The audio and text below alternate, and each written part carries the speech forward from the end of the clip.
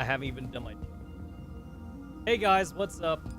I'm not sure if this even counts as like a Friday stream anymore.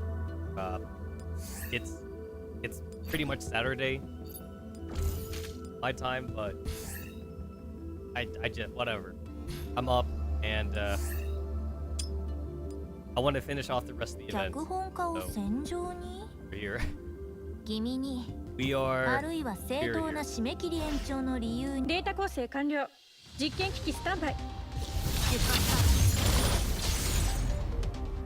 But yeah, howdy. Welcome to the Friday stream.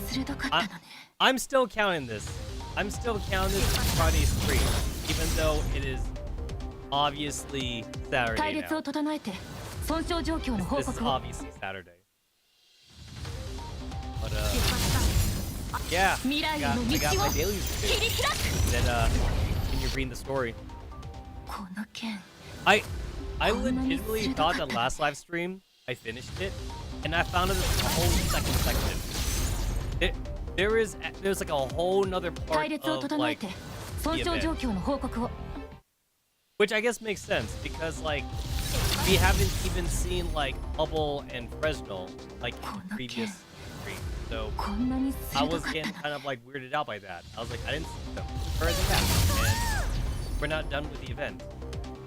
Yeah. So before I start off with the event, I gotta do my daily, because I guess I haven't done my dailies yet at all.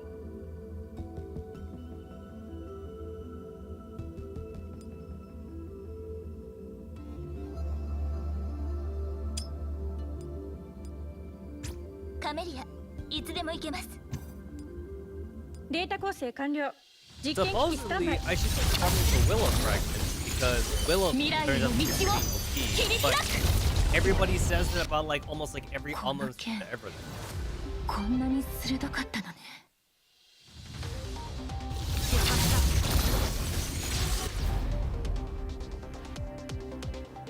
Nope, there's like no point in me saving up for like any like particular character fragments.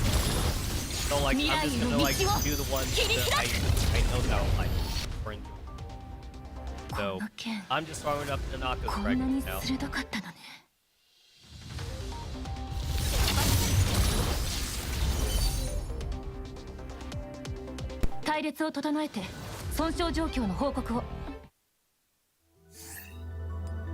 It kind of amazes me that like the in-game shop like even like allows the player to use like neurofragment like stuff to actually buy fragments for Persicaria. That's a waste right there. But the game doesn't tell you that. Yeah, you can buy Persicaria fragments for both like her regular form and her SE, but you really shouldn't. It's a waste of in-game currency.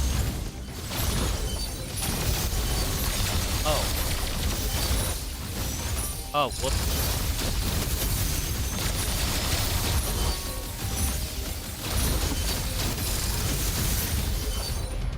Oh, okay, that actually fell.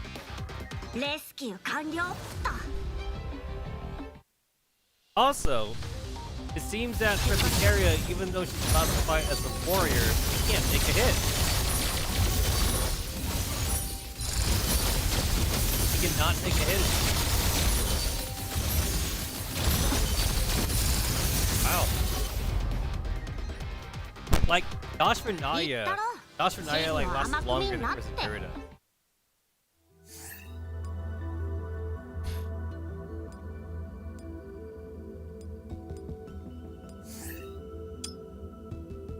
I mean, like,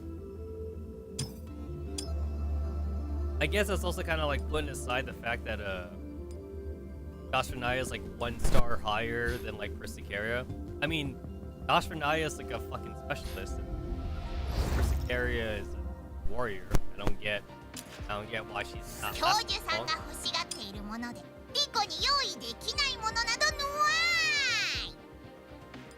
I have 3 hours. That's how you know.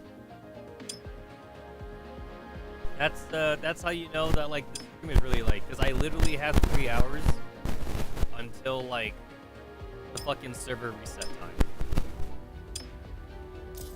Sure, that's.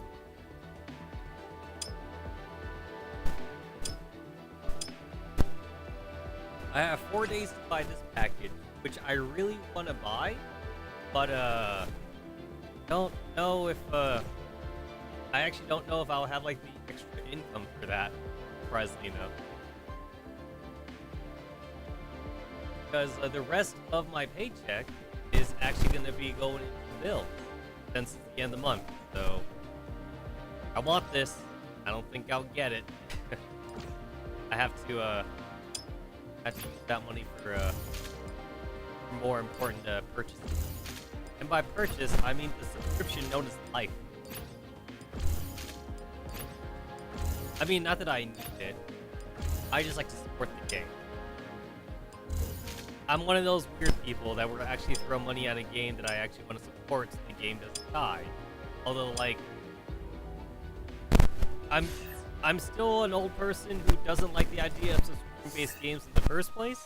I don't like that this is a thing, but I have no choice but to accept it as a thing now. Back in my day, you could buy a game for one low price, and then you can just play it whenever you want. Yeah. Back in my day, those were the good old days.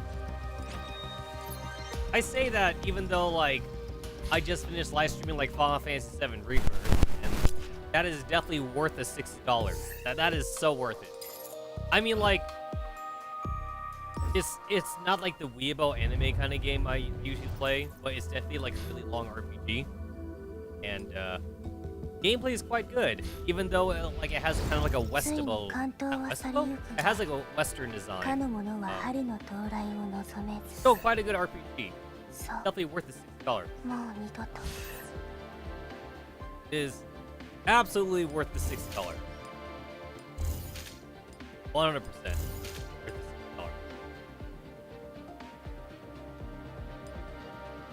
It's a game that you can play. It has really good like replayability, whatever. After you beat the game, you can like go and rewatch cutscenes. It's honestly like it has everything that like an RPG should have. Really. The only reason why it loses personal points for me is because it's not anime style. But other than that, though, it's good RPG. Good RPG. Like I am not disappointed in spending $60. Same thing too for Final Fantasy VII Remake. You could definitely play the games without playing the original Final Fantasy VII, but you really should because it's technically a sequel. Technically a sequel. I hate saying that. I hate saying that it's technically a sequel because, like, it really feels like a standalone game. Final Fantasy. Oh, that Final Fantasy. It's like, oh, look at this, we're gonna Final Fantasy VII again. It's not a real remake though. Like, you kind of actually expect like the players to kind of play the original, so that means actually.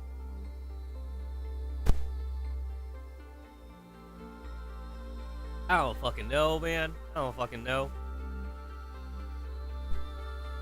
All I can say is I just don't appreciate that like it actually has to be like its own thing.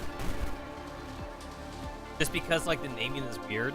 It's called Final Fantasy VII Remake and whatever. They really should not have called it that. It's not a fucking remake. It's really not a fucking remake. Oh, hold up. I need to double check. Alright, good. We're on the right one. Alright. I had to make sure I was on the right mic. We're on the right one. Anyway. I feel like I go into the same rant about Final Fantasy VII every time I talk about it. So, like, I'll try to avoid talking about it for now. And, get right to this. So... There we go. Analog stick works, even though like I really don't need to touch the analog stick. It's just kind of here for fun. I can move around and shit. Also, I'm now noticing that like there's like an outer layer of stars that's actually following Hubble around as I move. I don't like that actually. It's static. It's like a static fucking PNG file that's moving around with Hubble, but there's no physics for it or anything like that. And it's making me think that like my monitor is actually dirty. It's making me think that the monitor like has white specks on it, but it really doesn't. It's just kind of just there. They should not be following Hubble over.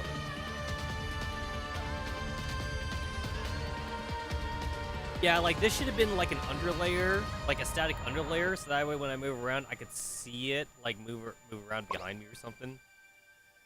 I mean, like, unless, I mean, maybe this is definitely like, giving them too much credit, but unless it's like Mika saying that like the stars are so far away that like they're in the same position to you relatively, no matter where you move or something. I mean, maybe that's what they were going for here, if they really were thinking about it, but I don't think they were thinking about that kind of hard. I don't think so. Alright, anyway, kind of weird that the game is letting me read stage 17, when, like, I haven't read this one yet. I haven't read this one yet, and yet it's telling me that I can just go to chapter 17, but I guess that's just because it's a stage thingy. No, wait! This is... Wait, I just realized it's a layer count one stage. That means there's definitely gonna be like spoilers here. Yeah, it's weird they let me like go past it. I don't know why. All right. Anyway, last we left off, they fought against Kana, Space Kana. I'm gonna call her Space Kana from now on. The last we left off, they fought against Space Kana, and they won or whatever like that. And Space Kana's like, oh, you may have defeated me, but there will be others, and whatever like that. Everyone's celebrating, and yet we still have not met Reginald and Hubble in this event. So, considering that like there's more combat stages floating around, I guess there's gonna be like another fucking entropic leader besides Kana here. That's what I'm seeing. So, yeah. All right, we're still. Oh, I just realized it's so fucking dark that my camera can't see me. I guess I should turn on my ring light. I should turn on the ring light. There we go. Okay, now my camera can see. All right, the Jovian Dreamworld base. Oh, new background. Zanu leads her remaining troops home, and after return to familiar territory, her tightly wound nerves begin to relax. We have returned in triumph, Lady Zanu. Daggerin, how are the other Saturnians now? Some of them are severely entropized. I feel like there should be like an extra syllable in that word, but there isn't. I feel like there should be an extra syllable. Heyo, heyo! Welcome to the Friday stream, even though it's Saturday. It's Saturday now, but I'm still counting this as Friday. Oh yeah, this is an on-time stream. This is totally on time. Some of them are severely entropized, and their data is beyond repair, requesting permission for reset. It's not yet time.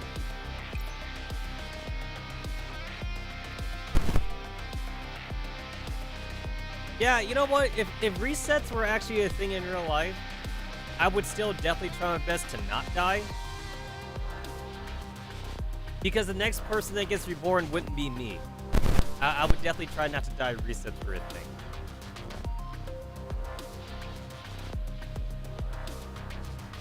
But I guess I wouldn't mind dying as much if it's like the backup server reset thingy, where like you only lose like a day's worth of memory. I guess I wouldn't be that bad then. However,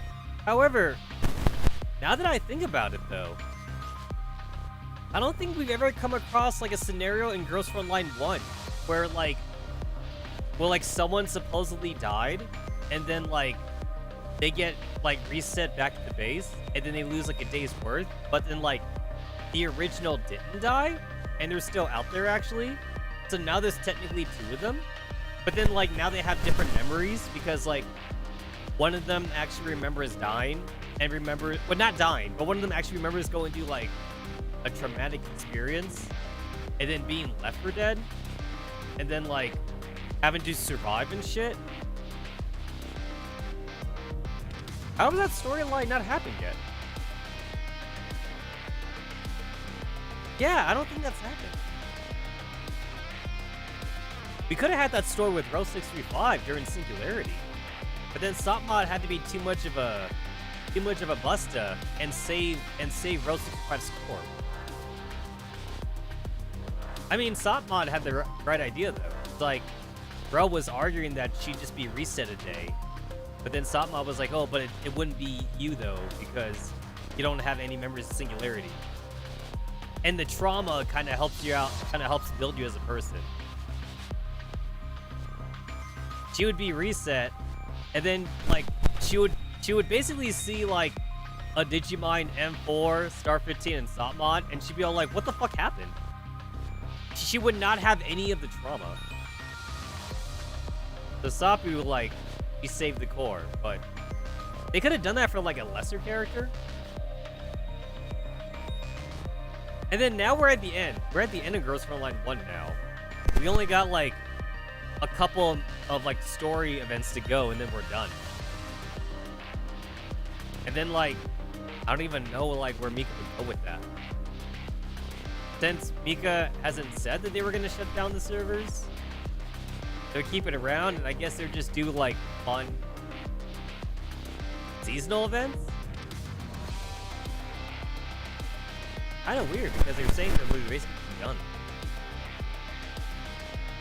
Unless they want to pull like a cool thing of like making like a single player console version of Girls Frontline 1, which I would actually appreciate because then like I could have the game forever, like 30 years from now and shit. So like that would be kind of cool actually. So yeah. Yeah, they did say that. They did say that. It's just that like I do feel like they might lose a lot of the player base though, because they're saying that they're done with the story though. So like I'm kind of worried about the servers being shut down. Like basically like I'm kind of worried that like it'll be on life support then. It'll be like on a year of life support so they can see like if they actually have player retention after the main story's finished. It also makes me wonder too if like they're also doing this because like they don't want to have like any more like weird timey-wimey storyline not adding up bullshit with Girls Frontline 2 and Eurocloud being a thing, which I could actually totally understand. Because the longer Girls Frontline 1 goes, like the more they kind of had to try and get their story straight. Because like if they do too many things in Girls Frontline 1, it will make more people ask questions about GFL 2. Like they'll be like, hey, like this happened in GFL 1. Like, where is this in GFL 2? So, like, they're kind of, like, pigeonholing themselves a lot by running both games at once. So, while I do agree that the main story for GFL 1 kind of needs to end, like, it does make me worry about the game itself, though. That's why, like, I'm kind of hoping that, like, in their back pocket, they are going to have, like, a single-player console version available or something.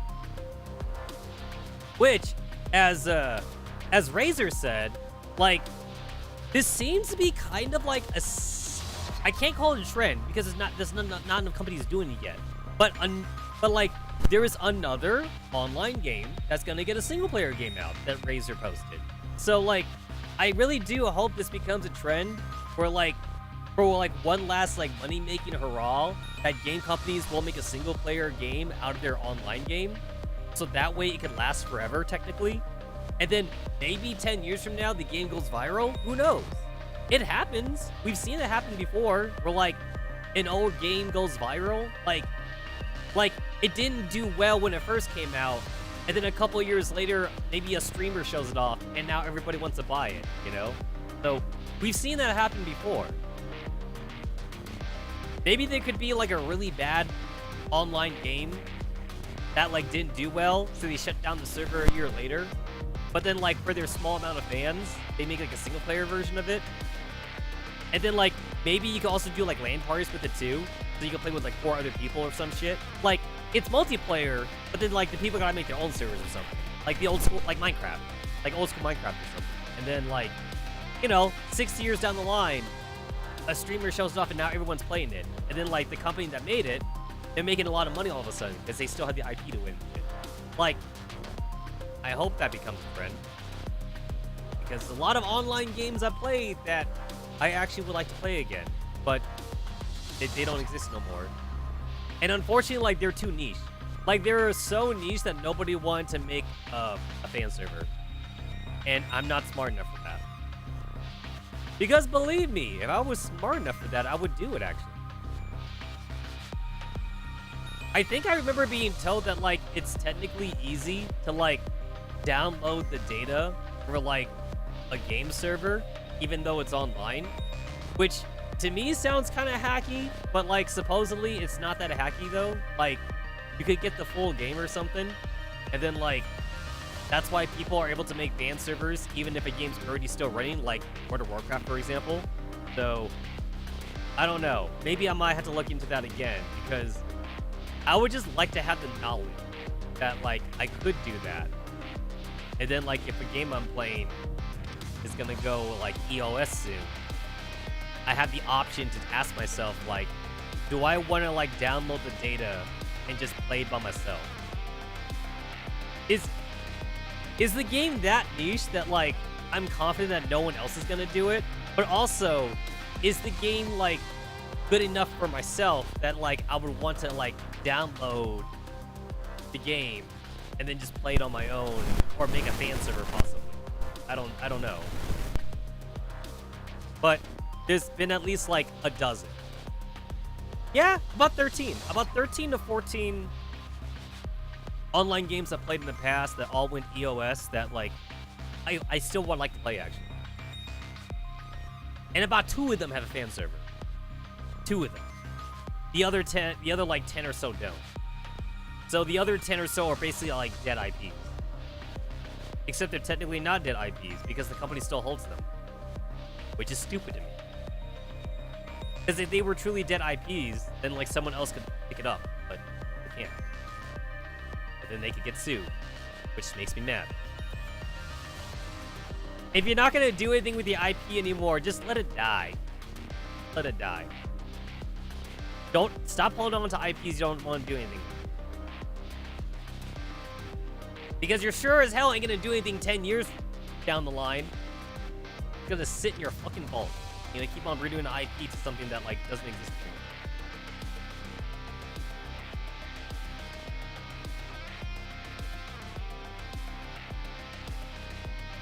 anymore. Anyway. Space. Zanu frowns, then carefully examines the data on her terminal.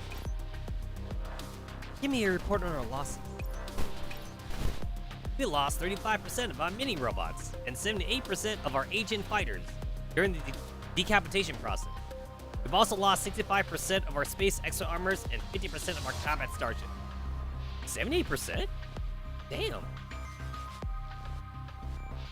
I assume that's a lot of agents being reset then. Because damn, 78% is a lot. They basically lost, like, more than half of their intelligent agents. I assume the mini robots are, like, only half as intelligent. They probably don't have much of a personality. They're like pets. They're like pets, basically. They're space dogs. We perform emergency repairs on 35% of our gear, and it is now ready for the next battle. What's the defense status of our planetary system? According to Yuan's message, all is well for now. Where is Yuan now? The logs show that he followed Team 08's report and went up to Uranus to search for what appeared to be an escape pod. See. Do you need me to contact him? No, let him go. The rest is our work. Zanu returns her gaze to her terminal. Huh. What's with this solar observation data? What's wrong with this solar observation data? The collection of the observation data has been put on hold for a while due to the fighting. Zanu frowns when she sees a number on the screen. Put me through to Mercury Observatory. Beep beep. Administrator, Mercury Base noticed some data irregularities while studying the sun. We've synced the new data to your terminal. When did this start? An hour ago, we discovered unnatural fluctuations in the sun's temperature. Changes. Surface. Ah. Detecting great solar wind. Is it even affecting comms now? Gagarian, get a super high-speed shuttle ready. I'm gonna head over to Mercury now. Understood. Preparations to be complete in 10 seconds. Alright. As she studies the abnormal data on screen, uneasiness begins brewing in Zanu's heart. Oh yes. Have you finished the preparations for backing up the sector's research data? The core data has been backed up. The rest will be done in roughly 2 hours. Load what's done into the super high-speed shuttle as planned. Once I leave, remain in the base and meet Ringhan and Yuan when they return from Uranus. Understood. Alright, Jutin sector in the Uranian system. Huh, now that I think about it, would you want, like, your main base of operations on Jupiter? Because, like, wouldn't Jupiter have, like, a really, like, dense gravity? I feel like you wouldn't want to have an actual base on Jupiter, then, even if it is, like, the biggest planet in the solar system. Not to mention that Jupiter's a gas giant, so, like, Jupiter is, like, it's like walking into, like, very dense, like, acid, except in gas form. Yeah, I feel like you wouldn't want to have a base on Jupiter. I don't think that'll work. A retro-style spaceship travels through the Uranian system towards its destination planet. Oh, wow! It's literally been, like, how many episodes? It's been, like, I feel like it's been, like, 90% of the cutscenes so far, but we haven't even seen Hubble and Fresnel. These two taking, like, a fucking nap. Like, while, like, the whole, like, thing with Space Kana and the Jutin administrator was going on. I know that they said, like it was gonna take a while to get there, but wow, these two really have, like, not been in the story. So, yeah. But it's good to see them. Good to see them again. Either a satellite base or, like, it could be, like, on one of Jupiter's moons that's, like, not made out of gas and just a rock or something, which I guess that can make sense too. And, like, if I remember right, because Jupiter is so big, it wouldn't surprise me if, like, one of Jupiter's, like, 30-ass moons, one of them could be Earth-shaped. So, like, as long as, like, one or two of, like, Jupiter's moon is, like, Earth-size, then that means it have Earth gravity then. And then, like, the only thing they had to worry about is, like, solar radiation, which I guess, like, they're dolls, so I guess they don't have to worry about the solar radiation part then. You would just need to have, like, a small, like, electromagnetic shield to like, make sure that, like, your electronics don't fry, I guess. And that's about it. And then you would need, like, a stronger magnetic shield if humans were on there. Yeah, because I think right now, like, that's also, like, one of the biggest issues with space travel is that, like, we basically need force fields. Every person going to outer space needs a force field because, like, even going into, like, the space stations, like, around the Earth's orbit, you get, like, times 5 more, like, the space radiation than you do on Earth. So, everyone needs a fucking force field. Oh, Tower of Fantasy does that, actually. I mean, like, I stopped playing Tower of Fantasy, but, like, Tower of Fantasy actually has that. Everybody has, like, a personal force field, and that protects you from space radiation. Hey yo, welcome to the Friday stream. Even though it's Saturday now, I'm counting this as Friday. Let's see. There was massive operant plug from Saturn just now. We'll make it in time. You did not. You girls did not make it in time. Hopefully you girls will be there for round 2, I guess, because there's still combat stages to do. So I guess there'll be a round 2. You girls basically missed a whole lot. I'm sure we'll meet through the guidance of the stars. Asteroid belt detected. Miss Hubble. Miss Fresnel, please strap yourselves in. Delka, why is there such a dense debris belt here? Collapse of the outer satellites of the solar system and asteroid entropization mean that countless celestial bodies are on the verge of destruction. The remains have drifted here, where they were caught by the Oberon's gravity and became debris belts. It's like the heat temp. Man, why is the Jewton sector like this? Just as Fresno is about to max out the vessel's throttle, a spaceship's radio suddenly picks up a strange signal. What's wrong? It's a distress signal on the sector's public access channel, detecting an unknown object on the port side of the vessel. Presumably, the signal is coming from there. We'll bring it in with the ship's port side manipulator arm. Wait! What's wrong, Hubble? A sinister gleam. Hubble points to the monitor. In addition to the red dot that's broadcasting a rescue signal, there are scattered, blinking lights rapidly approaching them. Give me a visual on them.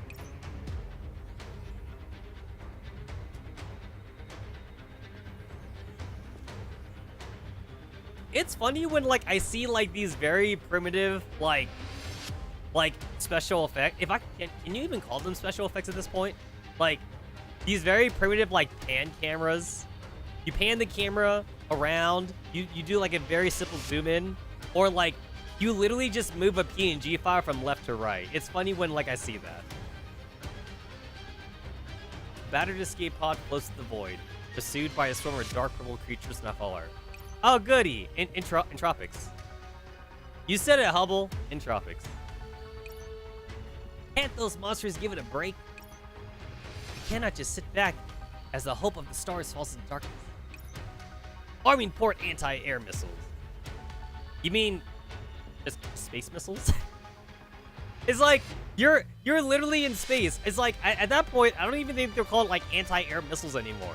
Or they're basically just space missiles. Wait. Isn't that just missiles then? You might as well just say missiles. I feel like saying anti-air when you're in space is kind of like, it's kind of like redundant at that point. The missile pod below the port side of the spaceship opens, and 8 missiles fire off in rapid bursts. Gah! After the dark purple smoke cloud fades, only half the original amount of entropics remain, near the escape pod.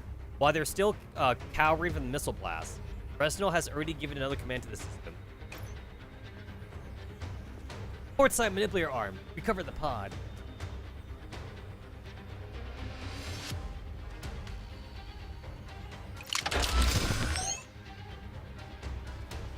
Well, missiles have their usages too. Oh, it kind of reminds me of like Star Trek combat, where like they have like phaser beams, but they do still have like old school missiles, and that's just because like sometimes you just want the explosion bits or whatever, or like you need a way to get through like energy shields or something, and phasers like are bad at that, stuff like that. Although in this case, I don't think the entropics. Yeah, but in this case though, it was just the entropics, so like I think a laser gun probably would have been better here actually. Actually, now that I think about it, a laser gun probably would have been better, just because, like, there was actually probably, like, some danger of accidentally hitting the escape pod with the missiles. So, maybe they actually shouldn't have used missiles at all. Like, even if they did have them on board. That's assuming they have a laser gun. Maybe they don't have a laser gun, but a laser would have been, like, more precise to make sure, like, they don't accidentally hit the escape pod. Because, like, explosions are kind of, like, not predictable in a way, you know? And then railguns too. With railguns, don't you need like a long ass like tube or something? So like, you might not have the space for a railgun. So yeah, missiles and lasers. Missiles and lasers or whatever. A railgun is kind of like a very specialized weapon. A metallic mechanical arm emerges from the spaceship's port side armor and securely grips the escape pod. The remaining entropics immediately respawn by launching a mad charge at the mechanical arm. Shit. You wonder if making operants and missiles and bullets is more efficient than firing raw operands? I mean, like, the way that, like, I've been seeing them talk about, like, using operands in NeuroCloud, it basically legit just sounds like magic. Like Antonina shoots, like, a fucking green fireball. So, like, and then Persicaria, like, also, like, makes operands in her hand, and then she puts it over somebody, and it heals them. So, it's just magic. I guess, like, okay, a lot of isekais do this. So it's like, you could make, like, a magic laser, or you could, like, make a rock, and then shoot the rock out for, like, a stone bullet. And it technically takes more energy to make the magic into a solid object, like a rock or something. However, the rock has density, and then, like, the magic does not have density. So, like, sometimes you want the density of the rock or something. That's how, like, a lot of isekai magic works in anime. At least what I've been... Honestly, like, it seems the isekai animes, like, in the past 4 years to me, they all work off the same magic system. I don't know if it's because, like, anime companies are just getting, like, not original. Or, like, if the writers for the light novels are getting not original. Or maybe it's both. Maybe it's just both, honestly. Because, like, legit, like, they're all using the same magic system. With, like, the same exact spells, too. Is it the writers? Or is it the anime studios? I don't know. It's gotta be both. It's like, I've definitely, like, seen fucking, like 8 different, like, fucking isekai animes all have the exact same stone bullet, fireball, wind cutter, and, like, water tsunami or some shit. Like, the exact same spell. And then, like, I remember, too, I actually went into the Reddit as well. I was all like, hey, guys, I have a question for, like, the light novel readers. Like, is that what the spells are called in the light novel, or is it something different? And then, like, I always get told, oh, it's the same. It's the same in the light novel. I'm like, really? Because, like, I've seen, like, 10 other isekais that all use the same shit. And they're like, oh, well, I mean, that's what these ones are called. Yeah, like, they're just using the same exact magic spells, man. I'm like, damn. Like, you're all doing the same shit. Just stop using D&D magic in 90% of fantasy shows. Honestly, like, I feel like a lot of these light novel writers, like, they don't have, like... here's the thing. I don't want to throw shade. I'm trying not to be, like, insulting. But I do feel like there's definitely, like, less, like... There's less creativity because they are using, like, D&D magic or some shit. Like, I feel like in the 90s for fantasy shows, like, every writer was making up their own system. And, like, it was kind of cool to see, like, different writers' takes on, like, magic or, like, steampunk technology or something. But now, like, it feels like every isekai fantasy I've seen, they're all using, like, the same system. Like, everybody has the same book, basically. They got, like, the same magic book that they're all reading off of. And every writer out there, like, they almost, like, agreed to use the same magic system or something. I don't know. I don't fucking know. Like, oh, like Slayers. Like, Slayers was a 90 anime. It's like, I could watch Slayers, learn the magic in that system, and then, like, I could go watch, like, another magic thing, and then, like, another fantasy, like, show, and it will be completely different. Like, different spells, like, different way the magics work or whatever like that, it'll be completely different. And then, like, I would have to basically kind of, like, learn the terminology. I would have to kind of, like, watch the characters grow as they learn the magic or something. That was kind of interesting to me. But, like, now, like, everyone's using the same ass, like, stone magic or earth magic. Earth magic, fire magic, wind magic. Everyone's doing the exact same shit. Which, actually, I guess maybe that's why I like Naruto, surprisingly. Naruto, I mean, at this point, Chakra's ninja magic, at this point. But like Naruto technically had its own magic system, and I had to learn that system too. And I find that kind of fun to learn like an anime's magic system. They call it chakra. Chakra is technically ki energy, but for the purposes of Naruto, it's basically magic. Because it's based off an elemental system. Earth, fire, wind, and lightning or some shit. So it's magic. It's fucking ninja magic. Whatever you want to call it.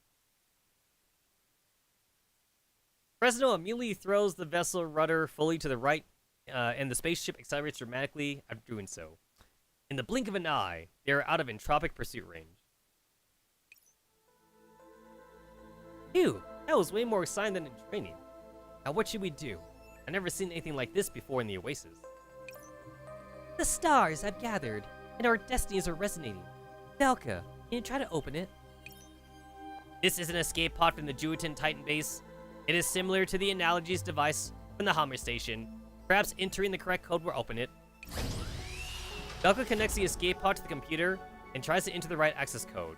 A while later, the pod door opens with a click. Verifying agent's ID. Oh, cool! We found Ringhan. So we got to Ringhan before Yuan did. Because Yuan was on his way to save her. Also, wait, I just realized something.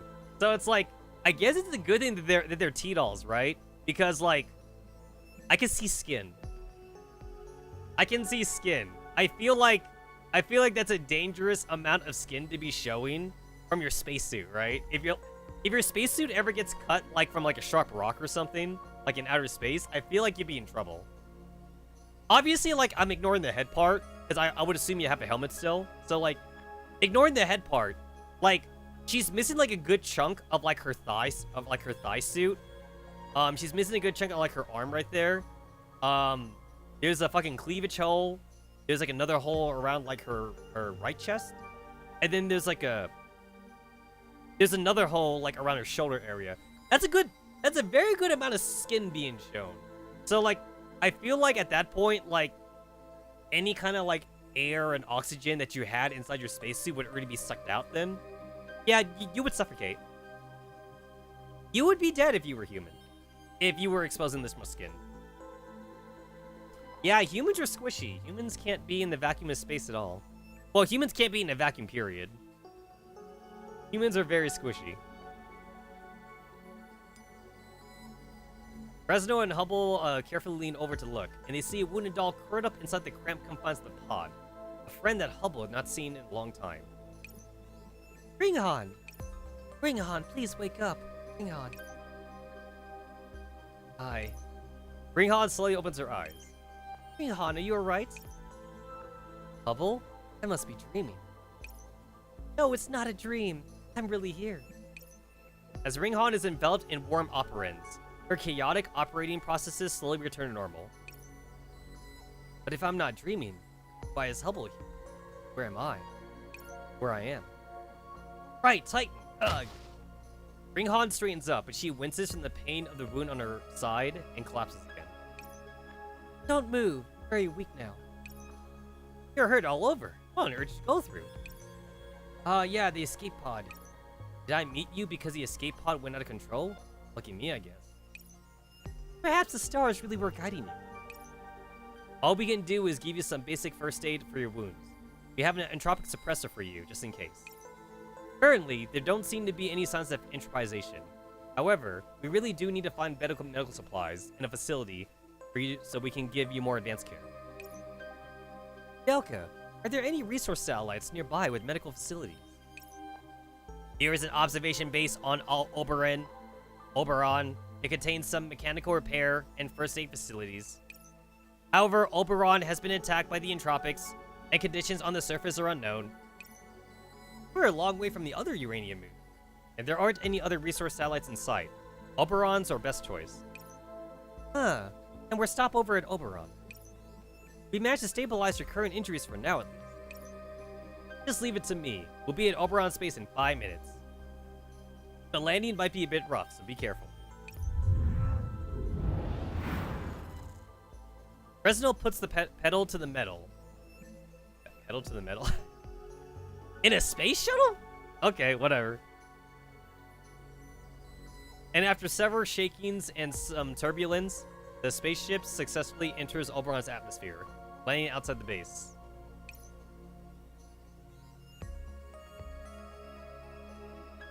This kind of reminds me too, like how like you see some stupid shit like in fictional stuff just because like the writer doesn't know any better. But like I remember like seeing shit like a jet aircraft with like a steering wheel, like in some like in like some like slice of life like mangas. And I'm like, wait, hold up. I gotta go back a page. Let me go back a page. And like, sure enough, it's like a jet fighter. It's like a fucking like jet fighter or like an airplane, and it has a steering wheel. It has a fucking steering wheel. And I'm all like, you know what? I'm going to assume that like the writer just doesn't know. Like, the writer doesn't know any better, but the writer like also like didn't want to like look up like how you would actually fly like a fucking jet fighter or something. So like they just thought to themselves like, oh, like I'm supposed to be like a slice of life manga anyway, so it shouldn't matter. And cars have a steering wheel, so I'm gonna give a steering wheel to like this airplane as well, even though that's totally like not how they work or some shit, you know? Like, it's funny because I'm definitely going to assume that the writer just doesn't know any better, you know? Just imagine the operating part of the spaceship is like 80% car interior. I know, right? Like 80s car. Oh, actually, do you know like what really had like that kind of problem? Like, not even 90s anime, but like 80s. Like 80s and 70s anime had that be a really big problem. In like the 80s and 70s, everything had a steering wheel. And when I say everything, I mean everything. Like, I didn't notice this as a kid, obviously, but as an adult, when I rewatched some of these old like, oh, the Super Mech. When I rewatch like a lot of these old like Super Mech animes, like the really cheesy ones, a lot of mecha anime back then, everybody had a steering wheel. Basically, like every fucking spaceship or like fucking like, I don't know, like a cat or like a dog mech or some shit. Everything had a fucking steering wheel. Everything was like a car. Like they made every fucking like thing into a car. And like again, I didn't notice it as a kid, but when I saw them again though as an adult, I'm all like, oh, everything is really a car back then. Like even like mecha shit. Even though like mecha's supposed to be in the future, like sci-fi stuff, they were still using like fucking like car steering wheels, and like there was even like a gear shift. And I was like, why is the gear shift like a fucking like Honda Civic? It's literally like a fucking like Honda Civic like car gear shift in like some sort of like sci-fi spaceship kind of thing, you know? So yeah.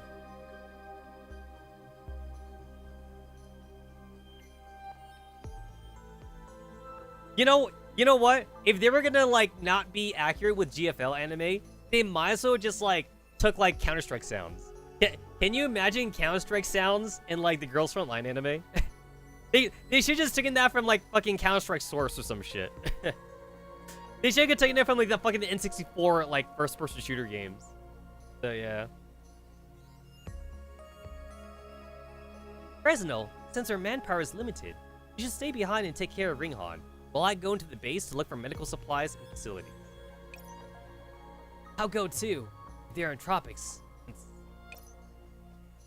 Ringhan tries to stand up, but she moves too much and accidentally jostles a wound. You haven't recovered yet. I'll go down with Hubble. If there are entropics around, at least I can help her out. The ship's automatic defenses should be enough to keep you safe. I'll leave Ringhan to you, Belka. Roger. At Oberon base, Fresnel pushes aside the messy tables and chairs, and a chill runs through her core as she looks at the ruined base around her. Looks like this place was abandoned too.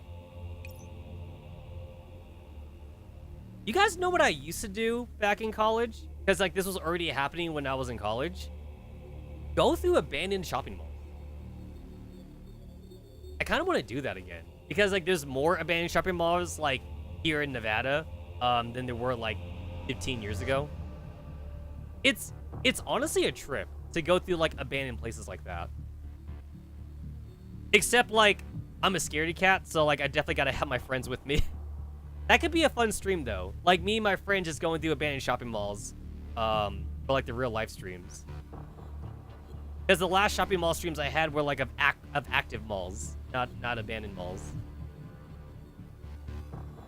Another thing too is that like a lot of those shopping malls, like even if they're locked down, they're technically still like transversible, and like a lot of times they actually have like a security guard go around those areas just to make sure like they don't become like gang sites or whatever.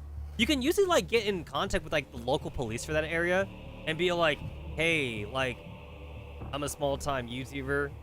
Is it cool if like we have like an escort and we just want to like just shoot a video of like going to a shopping mall or something? Most of them will say yes, actually, because a lot of times like those security guards, they have nothing to do. Like they just kind of like scout around like those areas, and then like nothing happens, and then like they just write in the report that nothing happens. So like walking around with like a guy with the camera is basically like the highlight of their day. It's pretty easy, at least here in Nevada, to like get permissions to like walk through like an abandoned mall and just ask for an escort. They send you like 2 or 3 cops basically, and then like you guys just walk around and shit. Like it's like I could live stream or make it like a pre-recorded video or something, and then just be all like, look guys, it's like I was here when I was like 8 years old, and now it's abandoned or whatever. But yeah, me and my friends used to do that a lot in college without a police escort. But that's just because back then like they were less strict about it though. Now they're more strict about it because like they're more strict about it not only because of gangs, but also because of skateboarders. Because it turns out that like skateboarders love going to abandoned malls, and you can get hurt trying to skateboard on like, you know, like fucking like walls and shit that like aren't maintained anymore. Like, go figure, right? Of course that shit's dangerous. Can you imagine like trying to grind like on like one of those like stair rails or whatever, and then like the railing is just like not structurally sound, and then you just fucking eat it? Not to mention that like it's an abandoned mall too, so you eat it, and then like what if there's like no one around to like help you up? Because what if you didn't go with friends? What if it's just you or something, you know? So like you eat it and you faint or something, and then like, you know, you might not wake up again. Either you fucking bleed out, or like you actually land it on your head and you have head trauma. Yeah. You should be for friends if you're gonna go to a place like that. But even then, it's still pretty dangerous. Hot said everyone evacuated from here 3 days ago. Abel picks up a sheaf of documents inside the ops room. It contains densely packed records of uranium observation logs. Before we withdrew, they were still focused on their observation duties. Although they took the contents of pretty much the entire database with them. Did they leave behind the supplies and items that we need? Let me see. These should be enough for treatment. Wonderful. I also found this. Belka said they were parts of a space shuttle thruster. Phew. At least our ship will go faster now. I didn't think they left this much stuff behind. They even have some optical projectors here. Let's just take it all. It might come in handy at some point. Oh, you know what? Like, that's a thing too that like I don't mind seeing in RPGs, even though like I know it annoys a lot of people. Like, I like seeing like weight systems in RPGs. Because like without a weight system, like players are klepto, so like players would just take everything that isn't bolted down. You know what I'm saying? I definitely like seeing like some sort of like inventory management system. Especially a weight system, because it means that like you actually have to like think about like what you want to take with you and shit. Here, I assume that like, I guess it's easier for Fresno and Hubble to take shit because like they're in the cloud. So like maybe they can like fucking magically carry shit, or maybe they're just like not that heavy or something. I don't know. I mean like, put it aside like T-Doll strength or whatever. Like in Dungeons and Dragons, like you can't take 1,000,000 gold with you. Because then like the Dungeon Master would be like, how do you take it? Like, how does your person take 1,000,000 gold with them, you know? You can't do that. But like, you know, in your average RPG, your character has like 10 million gold pieces. They ain't got no credit card. It's a fantasy. This is a fucking fantasy RPG, guys. There's no fucking credit cards. You can't say they have a fucking 1,000,000 credits. Like, at least if it was a sci-fi, if it's like a sci-fi RPG, at least you can make the excuse that like they have like $1 million on a credit card or something. I assume they have like virtual currency in like a sci-fi game. But like, if it's a fantasy though, if it's a fantasy game, it's like you would not be able to carry like 1 million gold pieces on your person. Though technically gold would have weight too. Like, you would have a limited amount of money on your person. You wouldn't be able to be rich then, technically. You would not be able to be rich, and you would not be able to carry like 100 potions. You can carry like 3 potions. 3 potions and maybe like a couple of herbs or some shit. And then your equipment like weighs a lot too and crap, you know? But again though, like, I know that annoys a lot of gamers, so like you don't see that in games because gamers want that to be unrealistic. I can understand that. Don't get me wrong. I can understand why gamers want that part to be unrealistic, but I do think it's cool when the developer makes it realistic. There definitely some old school RPGs that like I actually wouldn't mind live streaming that actually have that kind of system. There was one game I played, one old school RPG I played on the PlayStation. Well, technically it's Sega CD. It's a Sega CD RPG, but like you had 10 item slots. No, not 10. You had 8. You had 8 item slots, and that was it. You had 8 item slots, and it was actually 8 item slots per party member. So every time you got a party member, you were happy to get them, because that means you could carry more shit with you. Oh, and technically the main character did not have 8 slots. The main character had 7. The main character had 7 slots, because the main character had like an item on him that was like of sentimental value, so he couldn't get rid of it. So like in the game inventory, that item was always in his inventory. So he was actually always down an inventory slot because of that sentimental item. It was strangely realistic for like a fucking anime weeable RPG. It was strangely realistic, and like I could not carry like an infinite amount of like revivals or potions and shit. So I always had to like think about like what to carry. Oh, if I'm in a dungeon too, if I'm in a dungeon and I find a chest and the chest has like a potion in it, but I'm full of potions, that was basically an excuse to use a potion then. It's like, oh, here's a potion and I'm full, I guess I'll use the potion because I'm gonna get it right back. Like, that was kind of like a strategy for it and shit. And then like when I fought a boss, I would basically use all my items, and then like I had nothing. I would have nothing after. I'd be like, shit, I gotta restock. Like, restock is like actually a thing. Compared to Final Fantasy VII Rebirth. Final Fantasy VII Rebirth, you have infinite item storage. I mean, Final Fantasy games, you tend to have like infinite item storage, so, you know.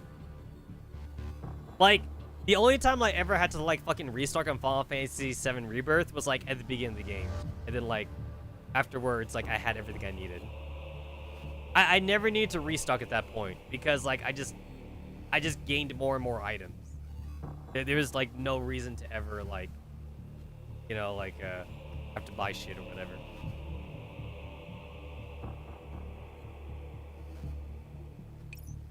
Anyway, Fresno like being her inner klepto, taking everything. She's embracing her inner klepto, her inner D&D player. The two of them gather supplies as they move through the base ruined main hall until they arrive at a familiar room deep within. The surveillance equipment inside the room fills them with excitement. Is this a security room? Data indicates there are no signs of entropic activity nearby. There might be something we can use here. Yeah, I'll try to start these monitors up. Beep. You actually did it! I can't believe the surveillance gear in here was in such good condition. I'll look through the recent surveillance and security camera data for the moon. Hubble's hands type rapidly in the keyboard and bring up recent camera logs. Hubble? Reza looks up and sees a stern look on Hubble's face. Oberon, Ariel, even Uranus's data is abnormal. It's just like Hummery, possibly even worse than it. What do you mean? What happened? Uranus's mass has decreased, or rather... Hubble points to the screen, and a series of abnormal phenomena paint a sinister picture. Something's eating away at Uranus. What? Hubble, now's not the time. Look at that security camera feed over there. Before Hubble can recover from her shock over the changing Uranus, she looks where Fresno is pointing and sees something even more alarming. But how? Inside the spaceship on Oberon, Ringhan struggles to move over to the comms channel. I wonder if Hubble and Fresno can find an exo in there. That sort of thing is a standard issue for fieldwork in each base. Please minimize your movement. I'm fine. Duotins, taco nuts aren't fragile little vases, you know. More importantly, I want to know how Zanu and the others are doing. Ah, if I'd known, I've taken better care of my comms terminal during the blast. As Ringhan is fiddling with the comms frequencies, a comms request from Hubble suddenly appears on the screen. What a coincidence! I was just about to try contact the administrator when you called. Ringhan, the footage from the space camera is very unusual. I'm sending it to you right now. Sure, I'll take a look. Ringhan stares at the images Hubble sent in disbelief. The nightmare she just escaped has appeared before her. 10 times. Possibly 100 times more terrifying than before. But how? Her heart pounds and her ears ring, like she's been struck by lightning. Fear towers above her like a looming cliff, and it's all she can do not to exclaim out loud. Hurry, Hubble! Fresno, get back here! There's no time, we need to get out of here right now. The images show a cluster of comets, like a vast purple armada. They tear through across the boundless cosmos as they rapidly approach the solar system. Everywhere the comets go, the stars immediately entropize and become darkened wastelands. The fine purple tendrils spread endlessly across the planetary surface, nurturing countless tiny entropics. They plant their roots in this fertile new soil, growing wildly and without restraint, or incessantly towards the nearby moon of Oberon. You know what?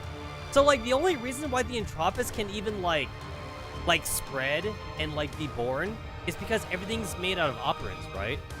It's like, technically, everything is made out of pure energy. It's like, in real life, like, this wouldn't work. Because, like, nothing can grow on a rock. It's like, if you were like a organic, like, alien that feeds, or whatever like that, or on everything, if you landed on the moon, there's nothing for you on the moon. Like, the moon is nothing but, like, just a giant rock and space dust. Like, you would starve. You would starve. Like, even if I assume that, like, you were, like, an alien creature that could, like, live in, like, the vacuum of space or whatever, you need food. You need food.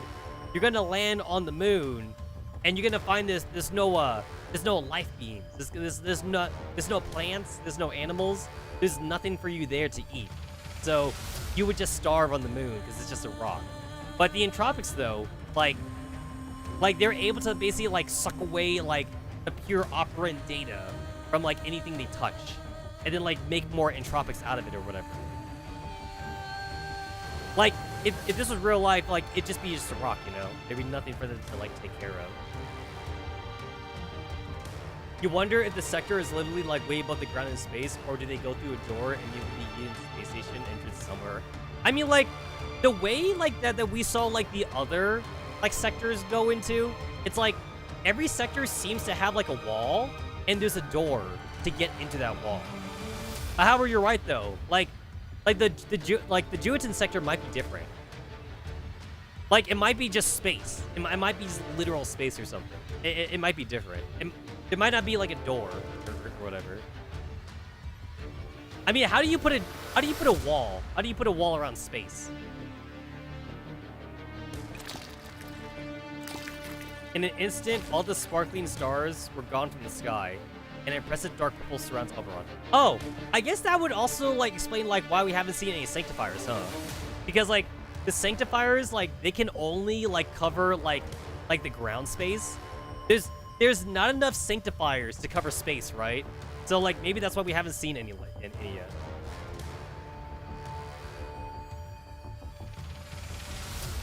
Well, like, all I'm saying is that, like, every sector, like the Cyclops sector, for example, or, like, even, like, the Pyridus sector, they all have a wall. They have, like, a fucking, like, big wall. And then, like every sector has the Great Wall of China, essentially. And then, like, usually to get in, you can either, like, fly over the wall, if you can fly, which most agents don't have the ability to do so.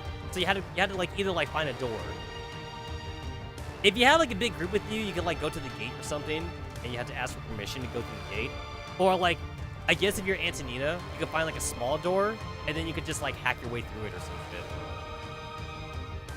But yeah, mostly, like, even the Sanctifiers, they gotta go through, like, a main gate or some shit, and they had to tell the administrator to open the gate for them, or something. However, the Entropists have also shown, too, that you could force your way through the gates, like, with enough firepower and shit. But it is a question to ask about the Juetan sector. Like, is the Juetan sector, like, a closed-off sector? Or is it just space? Is it just, like, do you just fly up? Do you just fly up to go to the Juetan sector? And, like, do the Sanctifiers just tell themselves, like, we don't have to protect the Juetan sector because it's literally space. So, like, the Sanctifiers can't afford to send bots up there. It's too big. Space is too big for them to send up there.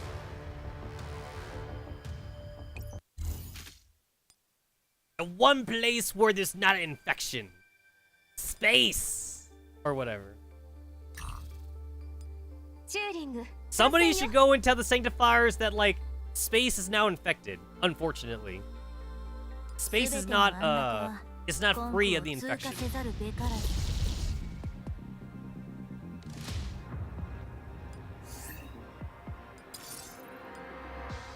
Because, like, that reminds me, honestly, that, like, the Zerg in StarCraft, the Zerg need to eat, too. The Zerg also need to eat. So, like, you can starve them. You can starve the Zerg. Yeah, like, if the Zerg, like, really do, like, land on the fucking planet with, like, just a rock or whatever, the Zerg would starve to death. They do need food.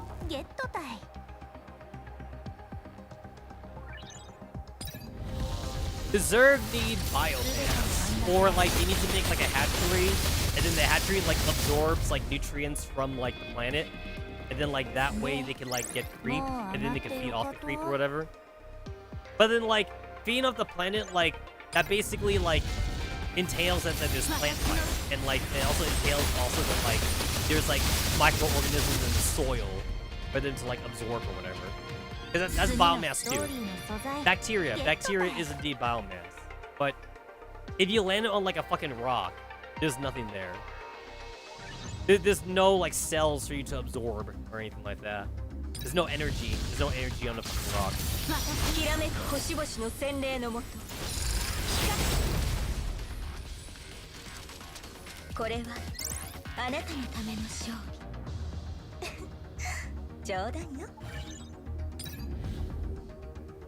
You know what? It actually would be kind of canon for, like, the girls in this game to just wear whatever they want compared to Girls Frontline 1 and 2.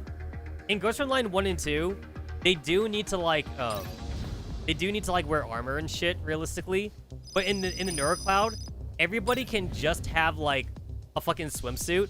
Because, like, they don't even need armor anyway. They use, like, everybody has a force field. Everybody has, like, an inherent force field that they use. So, like, they technically don't need armor. Yeah, Overlords puke or puke creep, but guess what, though? The Overlord needs to eat, too, though. So, like, if the Overlord starves to death, there's no more creep anyway. Like, all the Overlord is doing is giving his energy to, like, the other Zerg, basically. It's basically like a mama ant, or like a queen ant. No, not a queen ant. It's like I forget what they call it, like storage ants or whatever. It's basically like those big fat ants that give food to other ants. And their job is to be fat, you know? That's what the Overlord's doing. But guess what? The fat ants, they need to eat. The fat ants are fed so they can be fat, and then they regurgitate food to the other ants or whatever like that. That's what the Overlord's doing. So, the Overlord is either getting food from, like, the hatchery, or, like, it's getting food from, like, the queen or something.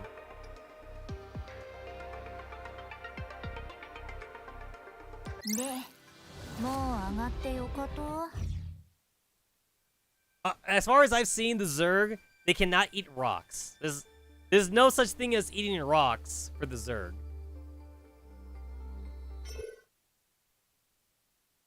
The Zerg are just like any other animal. They gotta eat something. Newton Sector, Uranian space. Warning, Entropi's comet sighted at 5 o'clock, range 40, please evade. You're so persistent. Fresnel maxes out the spaceship's throttle on the control terminal. However, one comet trailing an eldritch purple light in its wake continues his dog pursuit of the vessel. Starboard cannon, reload. Weapon emplacement is cooling down. There's been a cooldown of 260 seconds. Needed before charging can commence. Hiss. Countless points of light spray forth from the comet. Bizarre entropic creatures spread their claws, roaring as they swoop down on the spaceship. Not good. There are too many entropics coming after us. The spaceship's guns alone can't handle them. More to that point, there's a never-ending supply of entropic comets out there. It's going to be bad if the entropics spread out and encircle us. If the light within the room cannot light up the darkness, then let the light of the day shine in from outside. True, if we can external fire supports to clear out these entropics, if we had external fire supports. That's right, we have an EXO, the one Belka brought aboard, the one from Oberon. But isn't that a civilian field expedition model? The standard EXO still has some degree of firepower on it, and Ringhan glances at the heavy guns in the corner of the ship's hold. Why do you have a Hellbore cannon on your ship? It's a secret weapon a friend from the Oasis gave us for self-defense. Looks like Kroku's hunch was right. Well, since it's a secret self-defense weapon, maybe we ought to bring it out before it gets rusty. Ringhan, you haven't fully recovered yet. Please don't push yourself too hard. Relax, just leave it all to the ace Takunaut, Ringhan. As the spaceship races through the void, more and more comets break off from other planetary systems to chase it. Swarms of entropics flood out from the corners in all directions, and it seems as though the spaceship is going to drown in a dark purple sea of fission. Target locked. Fire! The sudden explosion freezes the pursuit entropics in their tracks, and they stop to look around their surroundings. Hiss! A white machine soars out of the spaceship's hold, taking an escort formation behind the vessel. Fresno was right. Turns out your next move was to split up and encircle us. Grah! As the entropics begin to pincer attack the spaceship, Ringhan's cannon has already targeted their intended course. I like that they keep using like the Kroku ultimate explosion attack sound effect for this, because even though it's supposed to be a generic attack sound, the first time I heard it was Kroku, and I'm pretty sure that's the first time it's been used in the game is Kroku's attack. So it's the Kroku sound effect is what I'm gonna call it. Cannon blasts mercilessly consume the enemy, but those ominous comets continue spawning new entropics. And they've been using the Kroku sound effect basically forever. Reloading. Ugh. Ringhong has only lightly nudged her control stick when waves of pain begin spreading out from her left arm. You find it interesting that the astronaut has a Chinese and Russian equivalent word that sound almost the same. Well, this is Ghost from Line universe, so maybe after World War III, all the technology kind of it all kind of merged together or something. Even though countries are still a thing in Ghost from Line verse, it's World War III was the great equalizer. You know what I'm trying to say? There was not really a division of tech anymore. At least for a short while, there wasn't a division of tech anymore. They had to wait until the dust settled from World War III. In just a moment, the entropic hordes have broken through the web of firepower Ringhan has laid down, and have rushed up to the spaceship's port side. Their sharp-tipped tentacles take aim at the spaceship's beacon. Get lost!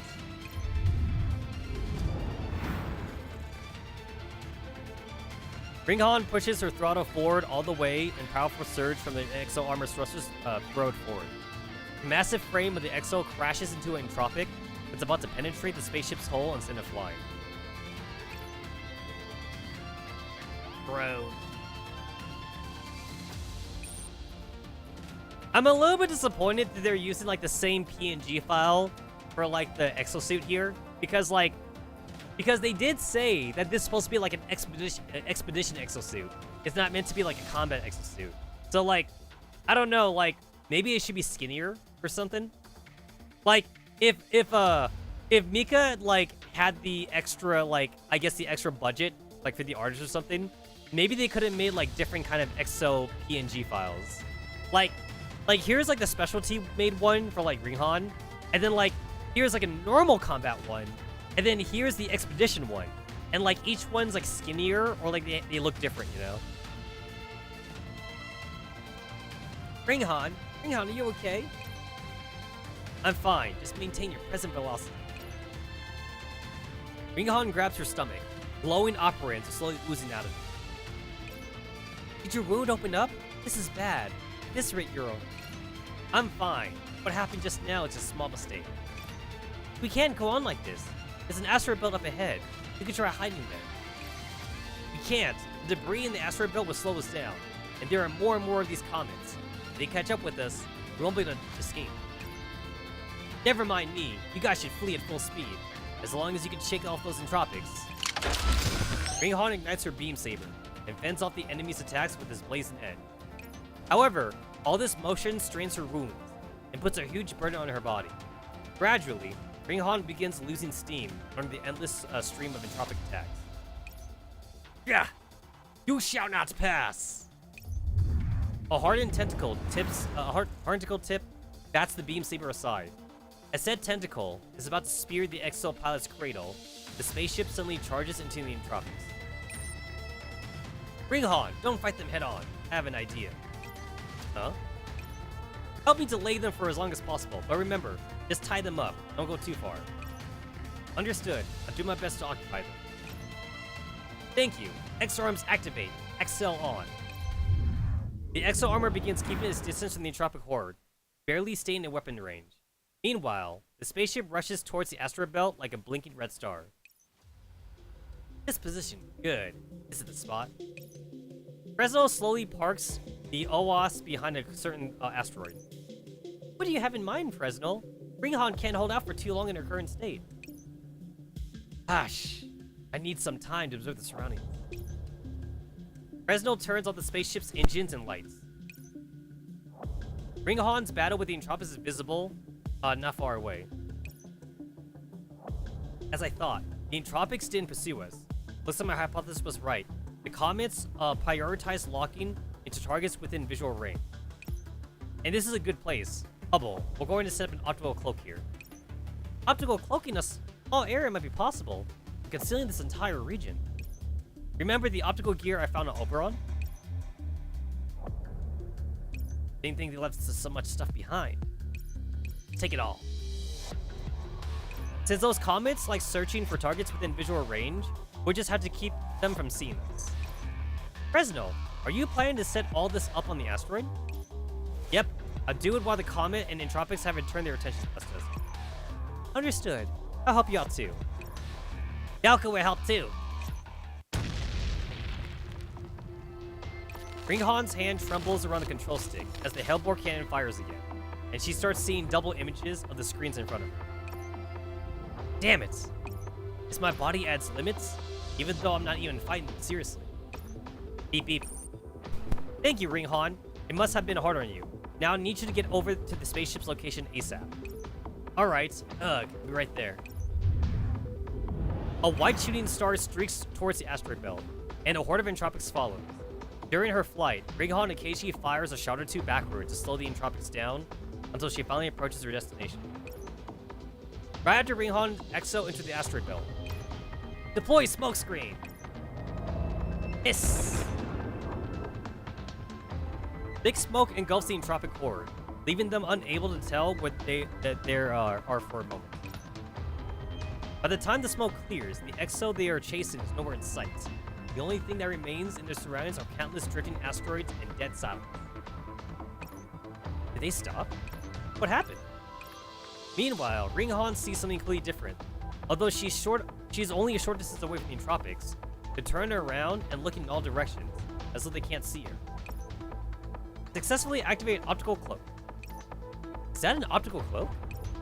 It is only then that Ringhan realizes that there are several optical projectors around her, all running at full power. Right now, these entropics are looking at an image we've composited from multiple optical projectors. To them, he vanished without a trace. Excuse me.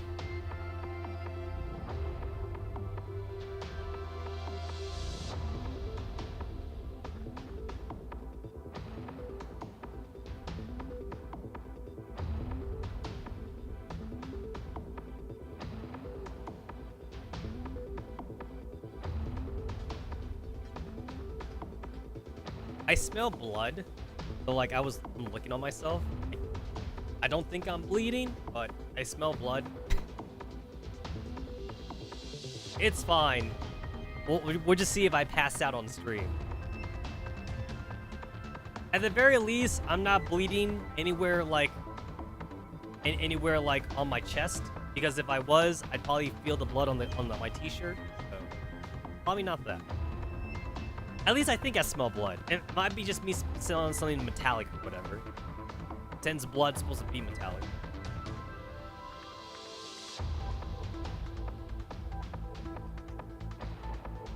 I've definitely had times where I'm in bed and then like I look at my elbow or something and then like my elbow's bleeding. I'm all like, what the hell just happened?